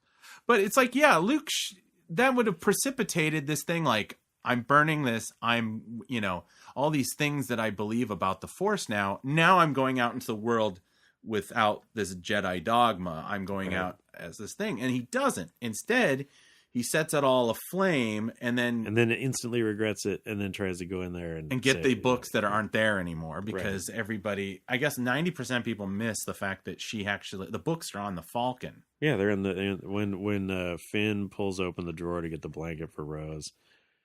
He moves the books to get to the blanket. The Reader's Digest condensed Jedi text. That's right, the large format, large print for all you old Jedi masters out there with bad eyesight. Yes. Yeah. Not the page turners there. Well, it's like, how did he read them? It's like, well, Yoda's been around since the beginning of the Jedi Order, so has he? Well, I don't know, probably. Well, they said for 1,000 years the Jedi Order, and he's been 900. So, so he was around it. He missed the first 100 years, and they never let him in on it. I know he was there for 90% of it. Man. I mean, come on, 90. Not to be around for a whole millennia. Treated like shit, I am. But it's. again, it's, that's a lot of my own, again, I'm jumping on my own sword. There is a bit of wish fulfillment. This idea of like, I expected the hero of my youth to, even if he was diminished to beginning, to be, I don't know. There's so many great tales, whether it be in literature or, other movies or whatnot, but of the flawed, the spent hero who just wants to be left alone, right? Right. And ultimately gets dragged out for one last fight, for good, and usually winds up dying, and it's some kind of big sacrifice. I mean, Gran Torino, right? Gran Torino. But it can be done so well, and it can honor the character, and it can honor the actor, and it can serve the story, right? But instead we get this very confused thing where, Luke is supposed to be a Jedi Master. He's supposed to have all of this experience, and he's supposed to be wise, and he's supposed to commune. Supposedly he's supposed to commune with the ghosts of former masters, right? Because he's already seen his dad and Yoda and Obi-Wan Kenobi at the end of Return of the Jedi. So clearly he can communicate with them because he's already talked to, both Yoda and Obi-Wan. So, here, the fact that he has to be kind of kicked in the butt and force bitch slapped by Yoda with his cane to kind of, get your ass in gear, you will, kind of thing, right? Like, go out there and save the day, you will. Like, and he still only can do it via astral projection. To me, we had talked about, it would have been better serving the character if he actually left the island, came out there in his old manness, and got killed by Kylo, and the exact same dialogue could have been delivered. You kill me, you strike me down, I'll become more powerful, but I'm going to ride your ass like a ghost for the rest of your life. Me and your dad, we're going to be behind your eyeballs every single day, which I thought was a fantastic line. Yes. I thought it was great. It's like, just killing me doesn't solve the problem, dude. The problem's inside of you. And just the thought of me is going to make it even worse. And I thought that was smooth. It would have been even better if Kylo Ren has killed these two characters, himself, and he is completely unredeemable at that point. Right. But he's still completely falling apart, right? Because he can't handle the guilt, right? But the thing is, one of the great scenes you could have had is Luke Skywalker raising his X-Wing out of the ocean. Oh, I know, and I thought that was a foregone conclusion when I saw it. When we see it sitting in there, yeah, exactly. I thought, he's going to lift it because obviously he's learned that lesson, but no. Right, but I think it would have been great if he's having a conversation with Yoda, instead of Yoda kind of telling him what he has to do. Like, have the conversation. Again, half of what Yoda says is also brilliant. Like, the problem with being a teacher is that your students sometimes will become bigger, better, and more powerful than you, right? They will grow beyond you, right? And right. You have to let go of your students. You have to let go. Failure is a great teacher. Like, all these great messages, right? They could have had that conversation, and Luke could have, said something akin to, I have learned from some of my failures, and he lifts the X-Wing out of the water, and he's like, and I'm going to go help my friends or whatever. And even like, hell yeah, balls. I would have stood up. I would have cheered. Yeah. It would have been great. I would have forgot about the breast milk. I would have forgot about Mary Poppins, but he didn't. And so I didn't. Yeah. So, it just felt like, they like every time they could have done a little bit more to, I don't know, maybe soften the blow or make it deeper and richer. They went in different directions, right? And they made it kind of like, it's like, he's the stopgap so Rey can lift the rocks, which she literally makes a joke. She literally makes a comment about the Force is about lifting rocks, and he's like, "You're wrong." Everything you said there was. And then, of course, she ends up lifting rocks at the end, save the day. Right? Yeah, and it's just like. So even then, we have to, after the death of Luke, we have to slap him in the face with that. Your final lesson to me about not lifting rocks is actually wrong. Yeah. The only way it could have gotten worse is if she said, everything you said to me, Master Luke, is wrong. And she lifts the rocks. The only, So speaking of Rey, which again, this isn't Daisy Ridley's fault. It's just they didn't give enough about that character. I mean, her performance is great. She's actually pretty mesmerizing on screen in this one. She's fantastic. Yeah, I mean, and again, like you say, it's not her fault that her character does not grow as much as we'd like, or that we don't learn as much about her character as we wanted to. That's Rian Johnson's fault. Whatever material she was given, she executed brilliantly. yes, and I want her to be kind of. That's us being positive, by the way. Yeah, I wanted her to be like the Luke Skywalker of this, and she's not. I don't know what she is because again, we don't know what. She's like, I've got this thing inside me and I need help. And it's like, okay, what are they going to do? What's her follow through? Is it, I have to get back to Finn? They made it interesting in this idea that she did find a connection. It was almost a real human moment between her and Kylo Ren where he's like, you're nothing. You're trash. Your parents sold you for drinking money, but you're not nothing to me. And that didn't feel like a seduction in the sense of... That felt very pimpy. Yeah, I mean, I guess you could say he was kind of nagging her a little bit, and it's that idea of like, yeah, you knock her down a little bit, and then you come, but I love you, honey. Well, yeah, I mean, you'll be my top bitch or something. Yeah, but, my main bitch. But yeah. I think that and that's a lot of people are taking like that thing where it's like you don't quite know when they're communicating, but then she closed the Falcon door, and they go, oh, that's her closing off the link, and I hope so. Really? Because I don't ever want to see that crap again. Oh, you didn't like the romance or the... No, or not romance, but the sexual tension or whatever? No, dude, the sexual tension, I mean, that doesn't bother me. The being able to sense one another, to a point where they can communicate doesn't bother me. The fact that they can actually see each other... The fact that we have to make a joke about how he has his shirt off. That was horrible. Yeah, the fact that... And they only put that in there to try and, again, create this whole thing between them, right? This sort of weird it's like, sexy time thing. It's like some kind of, 99-cent store version of something like Katharine Hepburn and Spencer Tracy would be.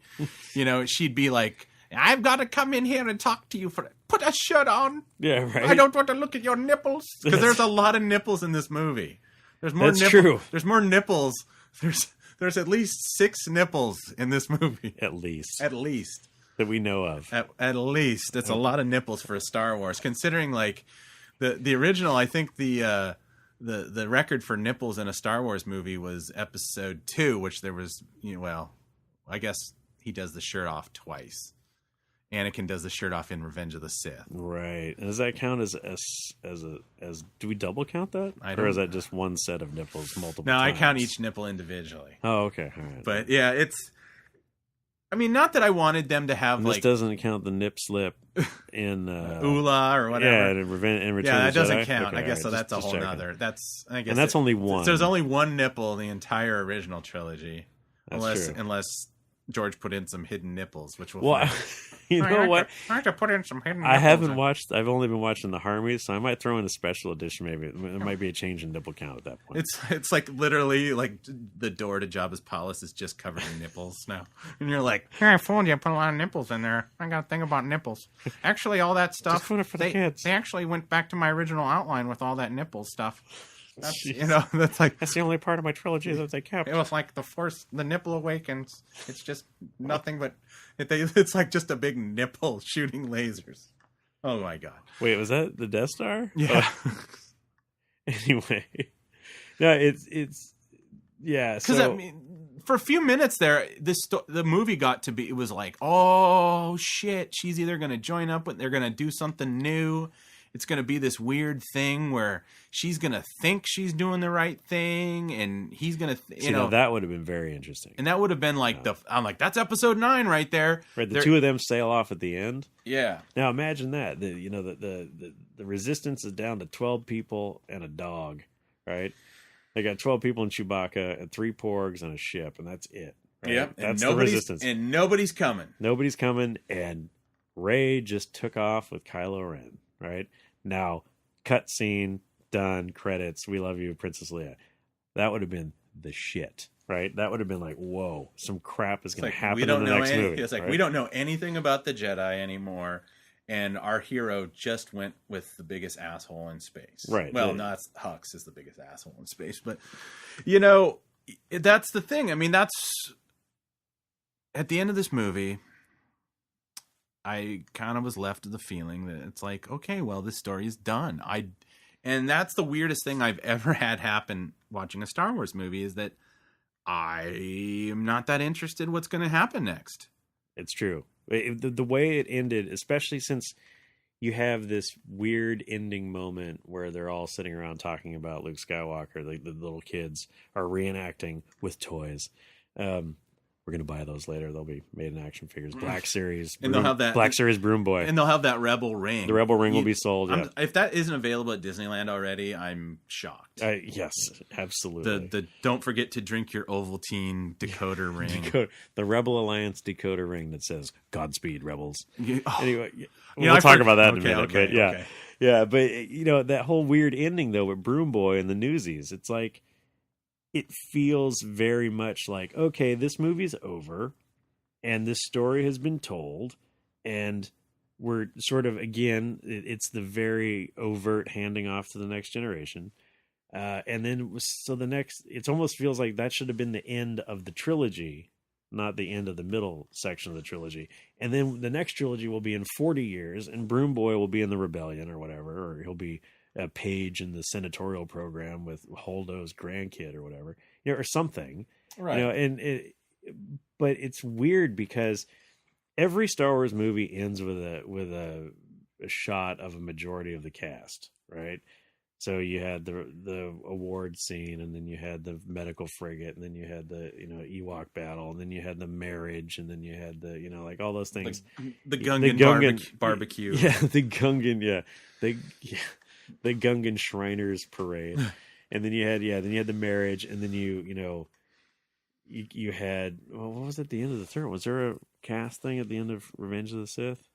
No, it was Tatooine. It was Owen and Beru holding. Oh, right, yeah, right. So so. But there were still characters that were germane to the trilogy, right? And so then we had at the end of, we had the most egregious one was at the end of The Force Awakens, where everybody's walking down the runway and waving, including C-3PO, just to make sure you know he's got his arm back. Yeah. But technically, actually, it was the cliff. I think was the last shot. Well, right, yeah, but I mean, the denouement or whatever. Yeah, and so then we get the one where everybody's sitting in the ship, and yeah, technically, yeah, I guess. Now you mentioned it, you're right. So now in this new trilogy of films, we have the post cast shot sequence, right? So we had the sequence going on the island, but now we got the Newsies thing, and it's just I don't. And that was apparently that was a late addition to it. And see, that's why I felt like much like you might be right about this kind of, you know, it might have been they're setting up, giving JJ some breathing room for episode 9 of being like, but then again, the narrative, I mean, Luke's gone. I mean, you could say it anyway. It's like, well, if Carrie Fisher had survived and say we have all need, she'd just be in control. The next movie and stuff. Now that I feel like they're going to push out. They're going to go like 30 years in the future. No, I mean, I think it's going to be 5 or 6 years, and Rey and Finn. It's like they'll be the thing, and then it'll be like, you know, I think that they're not going to ever find a way to satisfy people when it comes to Carrie Fisher. So they're probably going to have to do. She's gonna get Akbar'd right out of the thing, and the fact that she's gonna be like, and we lost Admiral Akbar, and you're just like, fuck you guys. Okay, so in the long list of people who got out like a bitch in this movie, Akbar is my boy. Yeah. And to do the same thing, do that to him, suck him out the window. He gets a couple of lines, rah, rah, rah, rah, and then pow out the window. And then Tim Rose didn't even do the voice, I guess. Oh, so I'll really quickly, just to, you know, illustrate for our listeners just how silly and shitty the online debate over this movie has been. Somebody had posted in a spoiler, you know, group thing about, yeah, man, it was shitty to see Akbar go out like that. Right? Yeah. And somebody had said, well, you know, his actor died, so, you know, You know, the voice guy did. Yeah, the voice guy died, right? Well, so the dude who did Radis also does the Akbar voice on the Rebels. Right? Stanton, yeah. And so anyway, so somebody else had posted something like, well, you know, what about, you know, characters like, you know, Peter Cushing, and you know, like, you know, you've got these people they brought back. R2-D2's in all the movies, you know. Right. It's like Jonas is playing Chewbacca. Right. It's so don't tell me that you can't have a character in the movie just because their actor or their voice actor has passed away, right? And then if your logic is that the dude's dead, so we can't have him in the movie more than 5 minutes, then why the hell do we still have Princess Leia, right? Right. Like, your logic doesn't make any sense. But then you dig in and you start calling people names, and it's like, well, you're just a neckbeard, you're a piece of shit. And you're like, what? Yeah. Like, it's okay, we can talk about this. But the thing, is that how do we make it happen in the next movie? Is she going to be one of these people? Is she going to show up like Maz Kanata? Right? Is she going to be that person on the other end of the phone telling the rebels what to do? Right? Like who? Leia. Sorry, oh no, Princess Leia. I don't. Is that how they're going to do I her? think they're going to kill her off. I think they're going to kill her off screen, and they're just going to refer to it, or they might have her. It'll be her funeral or something. Because that, like, people will be mad if there wasn't even though they did a touching tribute in narrative, and they did a touching tribute in the credits, the nerds aren't going to be happy. They're going to need. They're not. They're going to need another funeral. And maybe they can make it cool, like Amidala's funeral. Yeah. Everybody looks so bored in that. They're all just like, even her own family as they're marching, they're all just look kind of like, not even like at a funeral. They just look like they have to go, I have to make sure my foot touches this piece of tape at a certain timing. Otherwise George won't let me have lunch. Faster, more intense. Yeah. Faster, more intense. But you know, the thing is that, you know, the Akbar thing, it would have been so nice. Like, people are saying, like, oh, Akbar should have been the guy. Leia should have been Holdo. Holdo. And I think Akbar should have been the guy that drive the Raddus right into the thing, which that was a really cool effect. That's another thing that was cool. It was kind of like the sound design on this movie was top notch. Yeah, there was some good stuff. The way they used, which is sad because Ben Burt, I guess, wasn't even involved in this movie at all. I read another article about how Ben Burt has been basically non-personed by Lucasfilm. Really? And he doesn't know why. It was sad. Not that every movie has to have every crew member from everything, but, you know, he was the editor of the prequels for, you know, better or worse, but he created modern movie sound, at least in the blockbuster era. And for him to be like not involved on any level, he basically, I guess he's an employee, but he just sends off his stuff like everyone else, and that's weird. Yeah. Is he like one of these teachers that's on suspension where they go sit in a room and look at the clock for 8 hours? Like, how do you do that? It was a weird little article, and I was just like, and it was about Ben Burt, how he'd been kind of like, he goes, I don't know, I know what you know. And I mean, that becomes that's a theme that goes through a lot of people with Star Wars, is that they go, I don't know, you tell me, I haven't called me. I mean, Andy Serkis, they asked him about Snoke 6 months ago. He goes, I don't know, you tell me, they haven't called me yet. And so we thought, is there going to be no Snoke in this? Well, little did we know it was probably 3 days worth of work or whatever. And Lupita Nyong'o, she had said, I haven't filmed anything for this. And she probably didn't. She probably just went to The Voice. Yeah. She went to an ADR booth in Van Nuys between, you know, on her day off, and recorded a couple lines. I was going to say, well, but she was also heavily involved in the Black Panther film. So yeah, I mean, trust me, I'm not a big Maz Kanata fan. I actually kind of like her. Really? Yeah, and I think I like her more because she's a union buster. But yeah, just take it back. Sorry, guys. I know. But again, more politics in our Star Wars, right?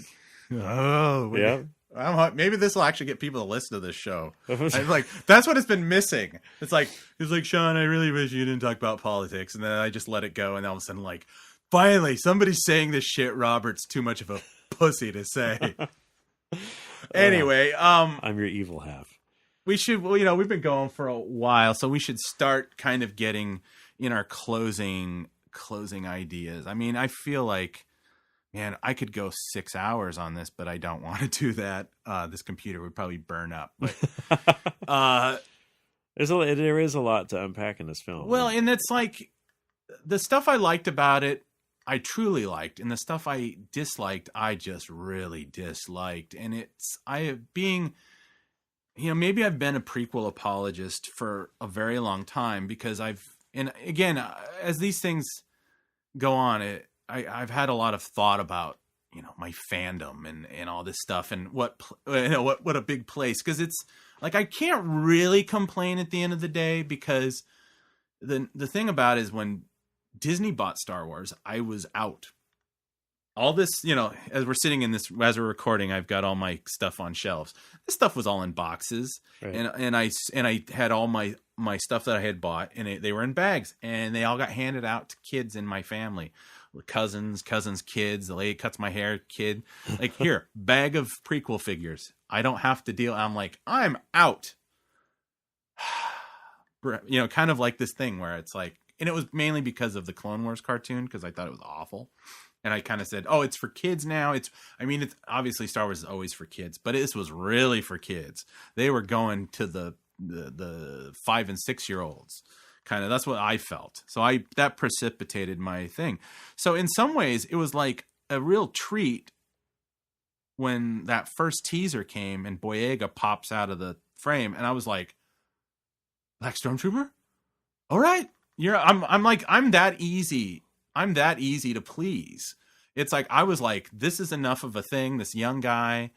And it's like, all right, take me on this journey. I'm like, and it's like, I felt like I got two and a half, maybe like movies that I really got to kind of experience Star Wars the closest is to what it was like when I was a kid. So now that I'm kind of at this point where I'm like, oh, they've pivoted and they're changing it. I'm kind of at this crossroads about like, how do I feel about this? Because I've been basically told by Lucasfilm, like, the fact that all this crap in your head about you've read all the ancillary material, that doesn't matter anymore and it's not important. And if anything, it's going to work against you in your enjoyment of these films going forward. So,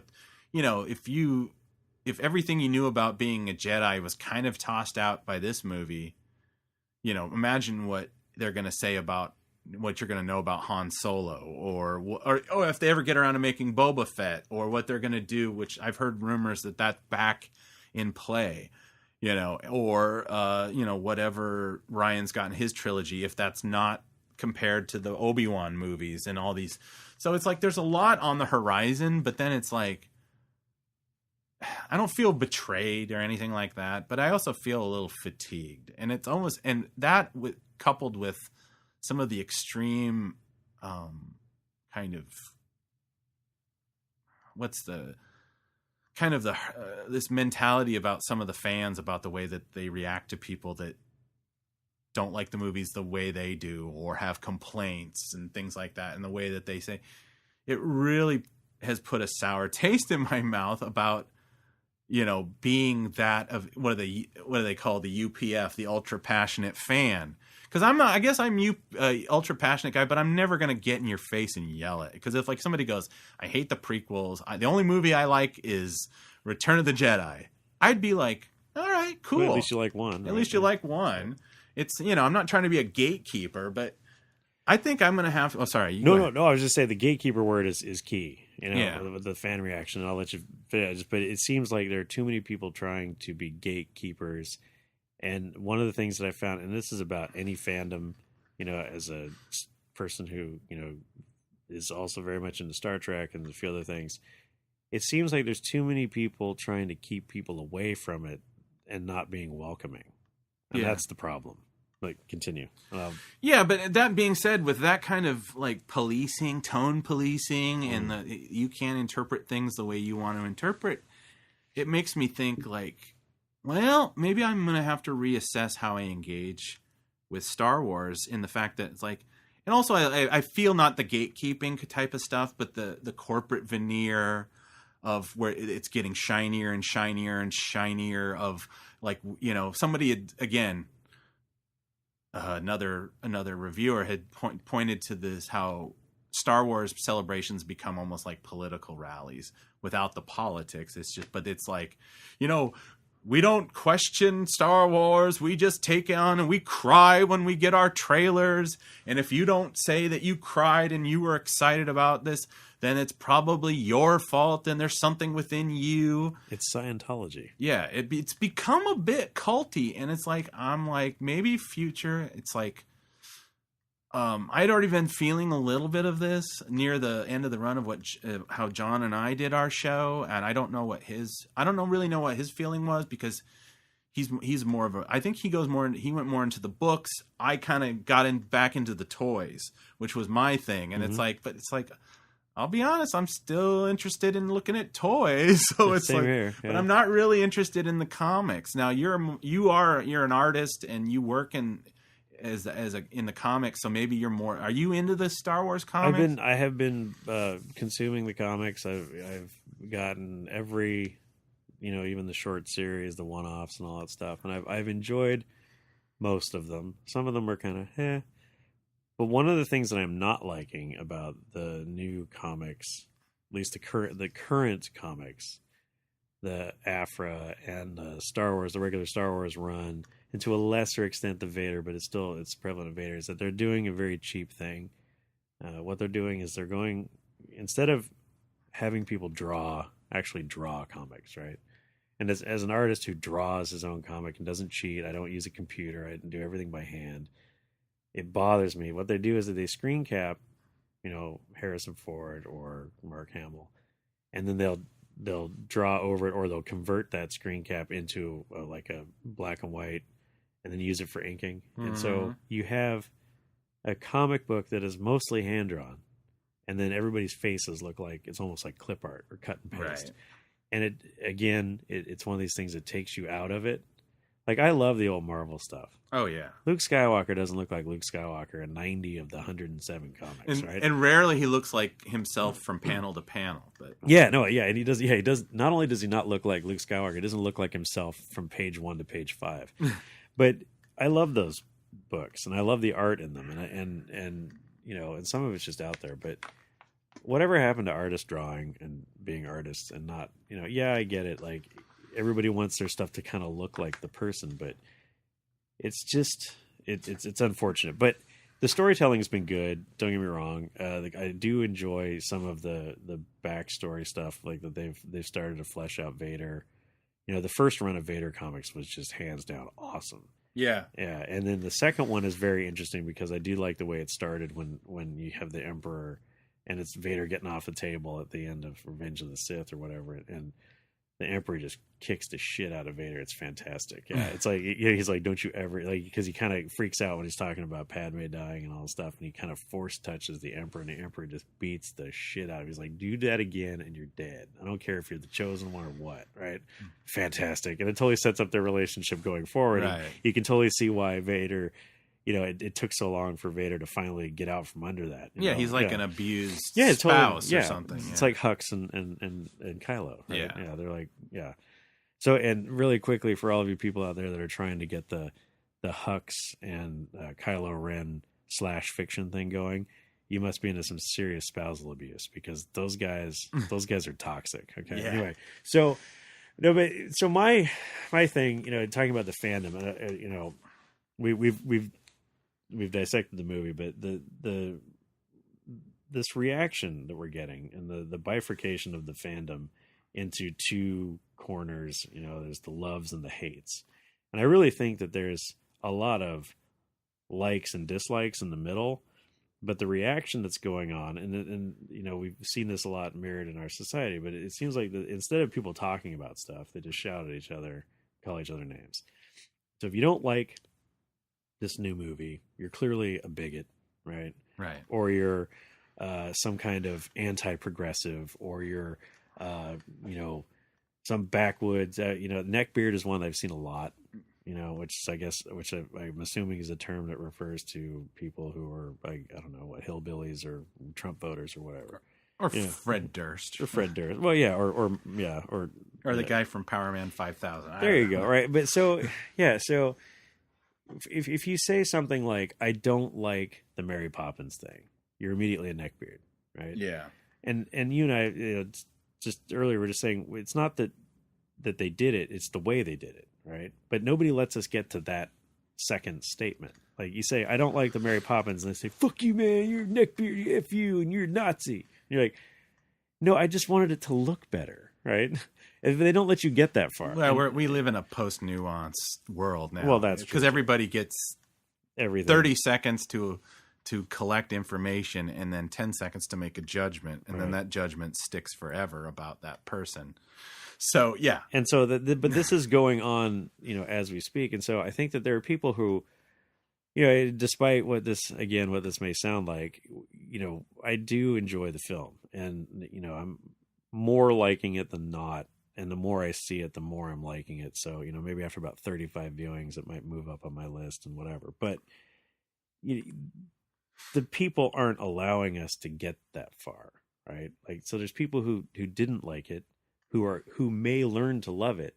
But if you start shouting at them and calling them assholes and bigots and Nazis and all sort of, crap that's non-applicable, then you're never going to get them on your side, right? Nobody is engaging in any kind of diplomacy or any kind of convincing. Everybody's accusing. And the same thing goes for the lover people, man. The lover people, they're like evangelical about it. If you don't like it and they love it, and they're going to be like, dude, you've got it. You just got to watch it 17 more times. No, really. I'll prop your eyeballs open. Back-to-back viewings, whatever. You just need more Star Wars, man. You just need more Star. And you're like, no, I really don't. Trust me. See my storage unit. It's all action figures. I don't need more Star Wars. Yeah. But that whole thing, it's too bad. It really is too bad, because there's the groups. We had talked about this a little bit before we started recording. We belong or not belong to, but we move in circles. We took the blood rights of certain nerd organizations, with no central leadership. That's right. Yeah. No. So, but we move in groups, that are either toy collector groups or other fandoms. I work with. I'm not a full member of the 501st, but I work with them, and that's how I spend my premiere nights over the last several years. I've been going to movies with them. The people within these groups are clearly, going to their corners. And I've seen a lot of people who, last week before the premiere were besties, and all good friends, and all go to each other's houses, and their kids play together and all this stuff. That shit is ending. Oh, I didn't know that. That is sad. That makes me sad. And there's people who are being kicked off of, these various, Facebook forums for the groups, and people are being blocked, and people are attacking one another, and there's all this name calling, and it's like you say that I'm questioning my fandom, not in that I am loving Star Wars any less, right? But I'm questioning my fandom in, do I really want to be around this kind of toxicity while I'm experiencing my Star Wars? Right. And that's where I'm kind of feeling myself, because to be perfectly honest, this whole my whole thing where I've in the last couple of years have been going to these things. That's my, I'm 44 years old, so it's like most of my life I would just be like, I just bore my wife with stories about Star Wars. It's like everything was like a self-contained thing. And so it was kind of like, I was doing the Star Wars podcast, and I'm like, I gotta get out and interact with fans, because I feel like I'm coming to dead ends of my own head. And it's like, I know, trust me, if you find me uninteresting, nobody finds me more uninteresting than me. I like to get out and meet people like you and all the people I've met, and everybody's been real nice.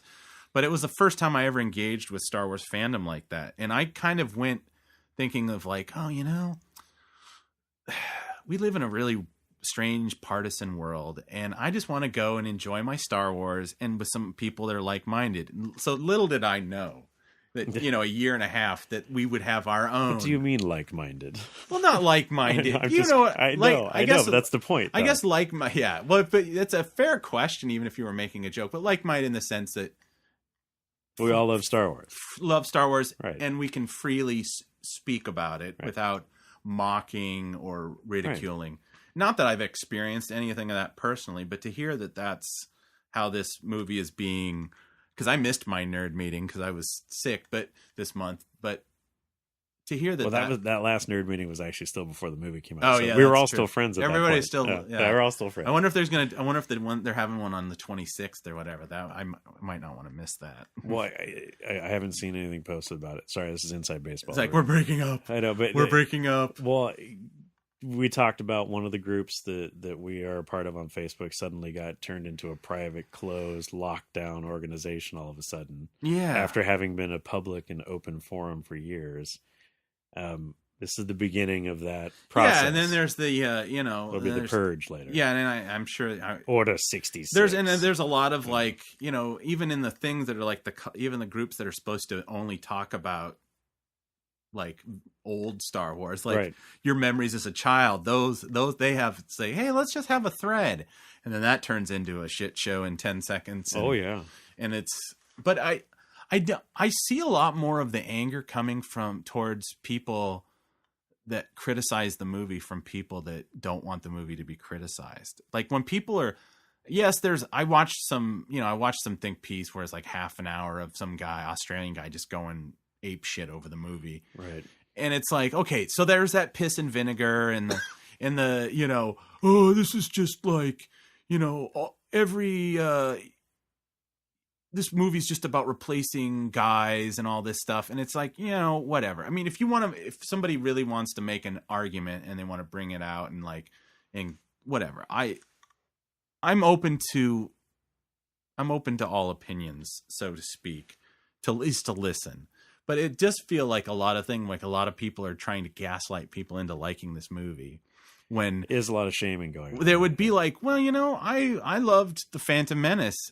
And then I hated it, and then I'm like, I'm okay with it now. It's like at first I was high on the news of my new supply of Star Wars, exactly, and then I go, yeah, there's like they throw glowing beach balls, and Misa not so happy with that part of the movie, and Yippee and Nubin, and like you're just like, yeah, that's Wizard Annie. That's like not gonna work. Like he'll finish the race this time, or like, Misa's stuck in my hand in this. And then I had to like, and that's I feel episode 1 in 3 seconds. Yeah. And I feel like this movie is like, I'm not that asshole, which I don't mean to call people asshole, but I'm not that asshole that started the petition to remove episode 8. They made this movie. This is like, it's canon, boy. You were absolutely just like Phantom Menace, just like Attack of the Clones. It's all canon. You're absolutely welcome to enjoy Star Wars on your own level. You can go like, well, at the end of, like that guy that always made the joke. There was a short film where somebody goes, oh, George Lucas died in a car accident in 1987, and he never made any more Star Wars movies. That's how I like to believe Star Wars, or something like that. It's like that reminds me. I saw a fantastic as in funny, but anyway, along the similar lines, a guy posted on Facebook, a guy I used to work with, and he said the 80s kid in me wants Marty McFly to pick me up in his time machine so we can go back and give Rian Johnson's dad a condom. Oh! And I was like, now that is the harshest criticism of this movie I have ever heard. Like, you actually want his existence to be erased from the time-space continuum. Yeah. That's pretty bad. That's pretty extreme. All he did was he made some choices that I'm sure Disney took him in a room and said, Ryan, this is where we're going with Star Wars. If you could integrate some of these things, if you could de-emphasize some of these things for us so we can sell more, whatever, it would be helpful. And that's not to call him compromised, but he's totally compromised. Well, yeah. Dude, trust me. If somebody came to me from Disney tomorrow and said, hey, I want you to draw the next Disney or, Disney, Marvel, Star Wars comic, but, all the characters have to be, whatever, and they've got to look a certain way and, all these things, and they give me all these rules, I'd be like, when do I start? Yeah, I was going to say it's sign a brother up, right? It's CHARY on the check, please. Yeah, yeah. No, and that's the thing. Not that he sold his soul for Star Wars, although he did. But it doesn't do you a lot of benefit just kind of going like, all right, I'm done with it. I'm burning all my stuff on Facebook Live.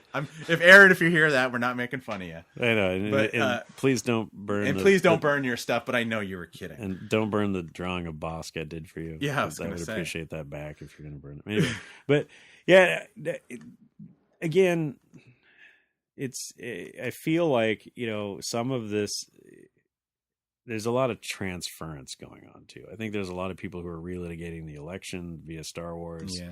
Like there's this whole thing now about, the Russians hacked Star Wars and fan rating. Yeah. Why do the Russians want to hack Rotten Tomatoes? And it's like, it's not like 90% of people even care about Rotten Tomatoes. That's like, it's like sweaties. It's the sweaties, dude. Yeah. And it's, it's like, I read it and it's like, I'm curious, but I also realize when the critics and the thing, it's like, and I read the IMDb things the night of after I got back, and just the anger and I understand people are, anytime something changes, like I wasn't happy. Like I said, that first night I walked out, I was pretty annoyed. I thought to myself, I bought some figures from this, and I'm never gonna I don't really want them reminding me of all the moof milking or whatever it was. And do you think that was a moof? I hope so. I was hoping. I hope that's a that moof. would be a nice dovetail if suddenly it was moofs. And so when Harrison or Han says some moof milker, he's talking about his own brother-in-law. That's right. But it's I don't know. It's sad. But I think we do, without wanting to get too much into the real world, it's like we're a partisan world now, and it's sad that there seems to be no quarter. No quarter. It's true. Like you can't get away from it. And it's like, eventually it's like we all as human beings, we got to find a reason to be like, I got to find a reason to fucking hate you. And it's like, they keep chasing us everywhere. It's like, this every place becomes like, we're going to draw a line and you're going to be on this side of the line about something or that side. And my thing is that, at least with Star Wars, it's like you could have come here and said, I love this thing. I cried. I want to go in a VW van with a copy of it and show it to people and proselytize. And I would have been like, awesome. Let's talk about that. Let's talk about why. Or you could have been like, well, maybe anything south of like, I guess Ryan Johnson's dad should have worn a rubber. That to me is a little extreme and it's not criticism. But, you could have said like, I hate it. I won't buy it. I'm never watching it again, and I'm not buying any toys from it. I'm going to pretend it's not there. I could even have had that conversation with somebody, although I'd say, you're missing out because you can't throw out the baby in the bathwater and stuff just because you didn't like the choices. But I was there too. I honestly thought to myself, well, I'm never going to see any of the other movies. I'm done. Right. But it's like, no, but I might. But going forward, I might not go the first night. I might not, stay up till midnight for the trailers or whatever. Right. But, that's also because I'm old. I'm usually in bed by then. So. Yeah, and it's like, but then the thing is, the thing that would break my heart would be if they created something that nobody liked. In a mad dash to please me, that they kept it so boring that like all of a sudden 10-year-old kids are like, I don't like Star Wars. It just reminds me of stuff my granddad watches. So it needs to change, but I guess there's a couple of things, and I've said to several people in other conversations, and one is, that the reason why Star Wars was worth $4 billion to Disney is because of what Star Wars is, not what it might be or what you could turn it into. It's because of what it is. Right. And for the most part, barring some wooden acting and bad dialogue in the prequels, it's good storytelling. Right. Right. And, one of the things we've talked about, the polarizing in society is that, and politics isn't everything now. Right. But politics has weaponized everything. Right. And, and if I want politics, I know where to find politics. I can go to cable news. I can go to talk radio, right? I can go down the street corner and ask the guy why he's waving a sign. I can find politics when I want politics. And sometimes I do want politics, But when I don't want politics, when I want to check out, when I want to relax the brain, and when I want to, revitalize and recharge my batteries, and when I want to forget about all the a-holes in the world, I want to be able to turn on a Star Wars movie, right? And I want to be able to just sit back and watch the wizards, wave their laser swords, and do that whole thing and just be like, oh, wasn't that cool? The good guys won, and God, that makes me feel good, right? Yeah. And the same thing with sports, to a lesser extent, but it's like, I just want to watch some guys run around on a field and chase a ball, right? Like, I don't want any politics there either. I'll go find my politics. Don't worry, people. You don't have to bring them to me. I will find them. So Star Wars is kind of heading in that direction, and it's trying to, I guess, reinvent itself and capture the mood of the people, right? The problem is that they're only capturing a mood of half of the people, right? And it doesn't matter what side you're on, you're only capturing half, right? If you made a movie where, the Last Jedi looked like Trump and he saved the world by cutting taxes or whatever, you'd piss off half the fans. Right. If you made the movie and the Last Jedi was Bernie Sanders and he saved the universe by giving everybody everything for free, you'd piss off half the fans, right? So I'm reminded of an interview with Michael Jordan back in the day, and he was being sort of, it's that passive aggressive journalist. They were sort of criticizing his lack of political involvement, right? As a highly prominent, African American athlete who quite literally owned the 90s, right? Right. They were asking him, well, why weren't you more politically active, and why didn't you do more for the cause, and why didn't you say more things, as a player, because you were, all over everything. And he quite simply answered, because Republicans buy sneakers too. And Disney needs to step back and sort of, examine that for a minute, right? Yeah, you're going to make $1 billion on this movie, but are you going to make $1 billion on the next one? Are you going to make $1 billion on the one after that? The pivot may have happened, but the pivot might not be the all new and improved Star Wars. The pivot might be you've managed to cut off half your funding, right? Because you made a clear political choice to do certain things with your film and act in a certain way. And whether it's actually politics, or whether it's just saying, and that there's an article that's being handed around by all the apologists that says, Star Wars, The Last Jedi doesn't give a fuck what you think about it. Okay. Yeah, I saw. I didn't read it. It's a joke, right? But it's not a joke. I mean, the article's a joke, and I'm not being like it's a funny haha. It's a joke, like it's a piece of shit. But the point is, Star Wars, and they try and tell us this in the film, but then they go, and then they just don't. Yes, the Force is for everyone, right? Well, Star Wars is for fucking everyone too, okay? Right. And you're not making it for everyone anymore, right? You're not making it for the people who loved it and nourished it through the years where you couldn't get anything but a Timothy Zahn book. Right. Okay. The people who loved it and nourished it through the Dark Horse comic years where there was 17 conflicting timelines and 45 different, sets of Skywalker children and all this other crap. Because everybody just loves Star Wars, right? And maybe the extended universe is the problem. Because if you could go get a comic book that fed your little narrow view of Star Wars and what it was supposed to be, and the other guy could get a comic book to fit, it's like maybe we had too much choice, right?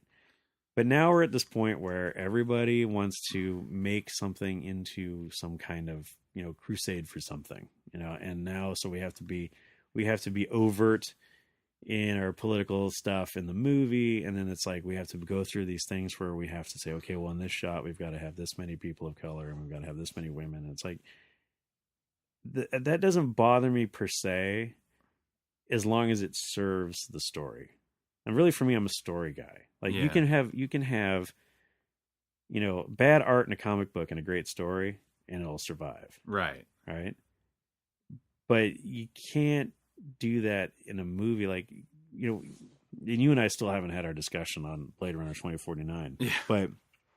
But again, say what you want about the movie, it's fucking beautiful. right? Right. And this movie is beautiful. And this movie is beautiful too. Oh, the cinematographer of The Last Jedi, that guy, I Steve something or other, he's fantastic. That is not a problem of this movie. But the thing is that if I have somebody lecturing me on the socioeconomic thing of the galaxy or whatever, I'm taken out of that. Yeah. Because it's like, oh wait, I don't remember turning on AM radio. Well, I was watching a Star Wars movie. Yeah, and right? regardless of what your opinion is, it's like the fact that even outside the realm of Star Wars is like not when you come home and then you pick up your phone and you see that Mark Hamill is telling who was it? Who's Fish Face? Ted Cruz, or they had some spat on Twitter. Right.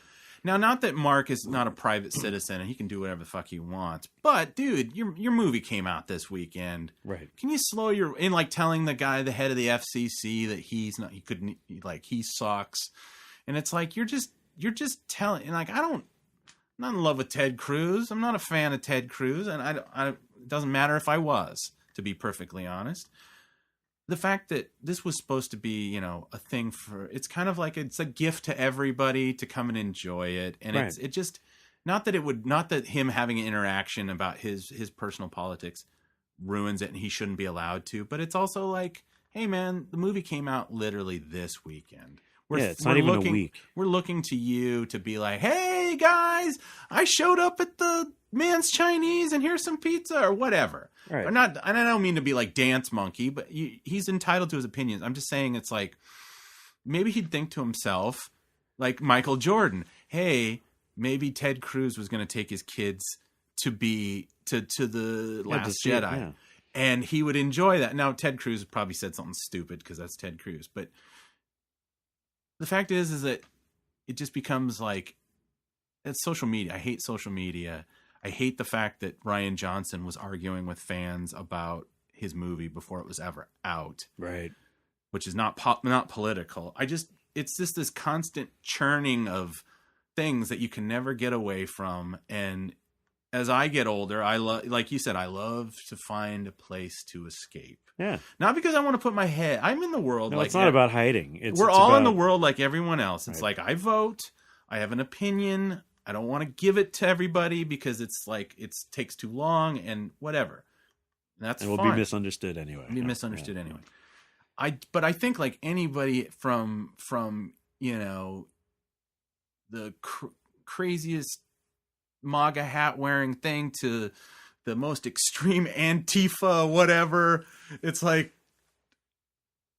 I think everybody needs things in life where they can go and say, let's take a step back and let's go enjoy something about life, about what it is. And I'm not saying like the corporatization and the building of the wealth of science, but I'm talking art. Yeah. And it's big, but it's still art. Yeah. And you should be able to be enjoyed as art. Well, and I think that's the biggest miss, I guess, of this particular film, right? Since we're focusing just on this film, and I'm sure it's a big miss in a lot of popular culture and a lot of entertainment that we currently imbibe. We are in a highly polarized society, right? And there's not a lot of common ground. Star Wars, as a global phenomenon, right, has an opportunity to provide the common ground, right? It has an opportunity to create, for lack of a better word, a safe space where the MAGA hat and the Antifa guy can go sit in a room together for 2.5 hours and go, that was cool, right? And I'm going to kill you in the parking lot. I know, I'll stab you in the parking lot, but right now that was cool. And you can share that. And I guess, and maybe it's naive of me and maybe it's, my eternal optimism. Believe it or not, I actually have optimism. That those are the kinds of things that can start to heal the wounds, right? I hate your politics, but hey, let's go shop for some figures. Yeah. Or I don't like your president or you don't like my president or whatever, but let's all go down to the Cineplex and let's save the universe, right? Like it's a start, right? Well, I would say this, and for people who think that that's a ridiculous opinion, even in World War I and II, People used to take time off on holidays and not kill each other to have a fucking meal. So you can keep your personal stuff. You can put it up on the shelf for a night and go enjoy your movie, and you don't have to, but whatever. I'm probably being naive, even hoping, because it would be nice if people could come around sports or the Olympics, right. I mean, anything where people can go, we all have, it's not like one side gets to go, we're all the same, right? It's like, no, we literally are all the same. And I'm starting to sound like I dropped acid in the middle of this, but far out, man. It does. But when these micro communities are in open, we at war with one another. Yeah, it's like inter subculture chaos, and it's never gonna go well. It's just people are gonna have their feelings hurt, and they're gonna disengage, and they're gonna go down to smaller groups and subgroups, and people are never going to interact, and we're just going to have all these like very tense people, which we already know everybody's miserable. It's the fucking holidays, and it's like, and it's like, and that's when we start to realize we don't have money, and or we don't have family, or we don't want to be around our family, or whatever millions of bullshit. It would have been not. And one little comment about slavery in Canto Bight is not, I don't consider them, they crossed the veil, but it's not the slavery thing. Or the anti-capitalism or whatever. Yeah, well, it was mostly the anti-capitalism stuff. But I mean, we all know the troubled history with slavery that Star Wars has, right? Yeah. And are you here to free us? No. Yeah, it's like I'm here to get an engine from my Nubian. All right, like, shut up. Yeah, yeah. I didn't really. I meant the. I was always thinking about those kids as slaves, and I was just thinking to myself, 30 years, they still never fixed that. Of course not. But, yeah, but my point being is that, okay, if Disney wants to start to dip in it, which I don't think they dipped that deeply, but be forewarned when you try to have real world concerns in a movie that's fantasy. At least that's my opinion. It's like, tread lightly and realize that what you gain from a story having that kind of stuff is probably not even in comparison to what you lose when people feel like they're being preached at, or directed, or asked to think about real life concerns while they're watching their fantasy movies. Exactly. And it takes anything that takes you out, anything that breaks the spell. Yeah. It's like a lot of the dialogue that and we kind of didn't really talk about it, but the whole Godspeed Rebels thing. Yeah. And some of the dialogue, like holding for, and it seems like there's very our worldy kind of phrases and terms that you would never hear in Star Wars up to this point. Right. And then the whole Godspeed Rebels thing is very problematic because, like, we've never really talked about God in Star Wars. Really. Yeah, but I think they mentioned it a few times in this one, believe it or not. Well, the Godspeed thing is said a lot. And the Haldo and then Luke refers to the Jedi religion. And it's, religion. The term religion's been applied before because Tarkin called it religion. in episode 4. But and it is a religion, right? Because if you, again, ancillary material, but if you read about, oh my God, what's his name at the beginning of episode 7? Oh God, I've blanked on it too. It's the Swedish actor who's. That's Max von Sydow is the actor. Anyway, Max von Sydow's character, whatever. He's got Laura Santeca. There you go. Thank you. Yeah. Laura Santeca is a member of the Church of the Force. Yeah, and that's something that's not even remotely expanded. You'd think that there'd be... Well, I don't even think I think that's in the visual companion. I don't even think that's mentioned in the movie. It's in the visual, you're right. You're right. They talk about the settlement, and apparently that's like a religious colony that he's in. Yeah, yeah, and they're all adherents to the Church of the Force. And it says and this is again one of the reasons why we the sweaties, right? We freak out about this stuff. It says in the book that for non-Force wielders who believe in the power of the Force, right, there's the Church of the Force, right? So now we've established that somehow there are people who can't use the Force But then Luke tells us that everybody gets me. So, Yeah. So sorry, back into it again. Yeah, But we're the back point- into Star Wars. We should probably wrap. No, I know, but the point is, I was like, the language, some of the things, some of the concepts, some of the stuff that gets dragged into this film is from what's going on outside of the theater, and it, like you say, it takes you out of your fantasy. It takes you out of that couple of hours where you can just pretend like everything's okay and good will always win, right? Yeah. You go outside the theater, it's not a 50-50 shake. The good's always going to win. Right. And, But in the movie, that's what, that's why you're there, right? You go out to work every day, your boss treats you like crap. You don't get paid. Things happen. Your cat runs away, whatever. Life is shit. Then you go in there for 2.5 hours, and you're like, the good guys finally did it, man. Hell yeah! And you walk out of there, and you're recharged, you're revitalized, you're ready to face that crap again. yep. But to go in there and find out that the hero of the movie treats everybody like shit, and the hero's cat runs away and all this shit, you're like, I just paid $15 to sit here and relive my life for 2 hours. Like, I don't. That was, Yeah. I should have just kept my $15 and stayed on my couch, right?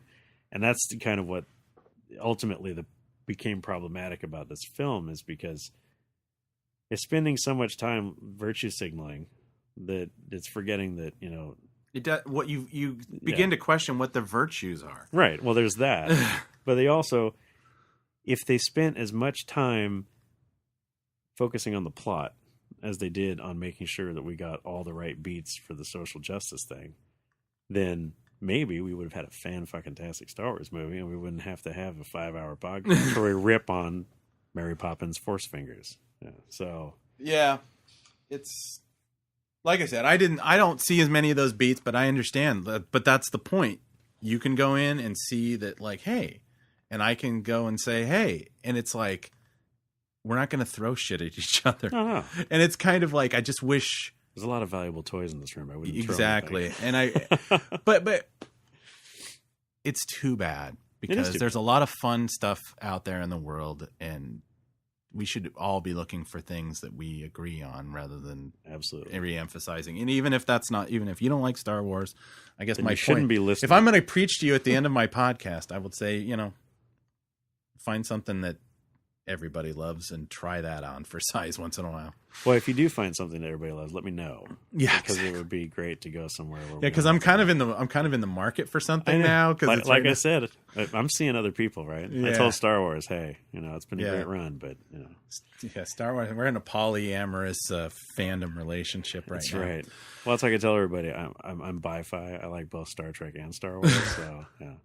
Okay, we're pushing up on 4 hours. So if people want to go after you, Oh yeah, if you guys want to try and take me down, that'd be great. I'm at the Sean Judy, SeanJudy on Twitter. You can also find me on Facebook. I'm the guy with the comic. Yeah, it would be great to hear some opinions. It would be great to hear some feedback. Are we completely off the mark? Or are we, more representative of fandom or less representative fandom? I was like, are we just a couple of neckbeards? Are we just a couple of dirty neckbeards in somebody's basement sweaty talking about sweaty Star Wars? neckbirds? And you can always reach me at hosts@talkingbirdcast.com. I am on Twitter at talkingbirdcast. He hides behind the show title. I do. I'll take it. I'm a man. I think I said my name at the beginning. I forget. I think I said my name on the other 92 episodes of this show. So I know. if you want to come and shoot me for my pretty moderate opinions, go ahead. I deserve it. All right. For Talking Birdcast, I want to thank you for listening. I want to thank Sean Judy for coming here on our second time together. I enjoy this. It's been a lot of fun. It's Thanks been a for lot of fun, having and me. I like to hear opinions. So thank you for listening. And hey, I know not supposed to say it anymore, but I'm going to say it anyway. May the Force be with you. Always. Always.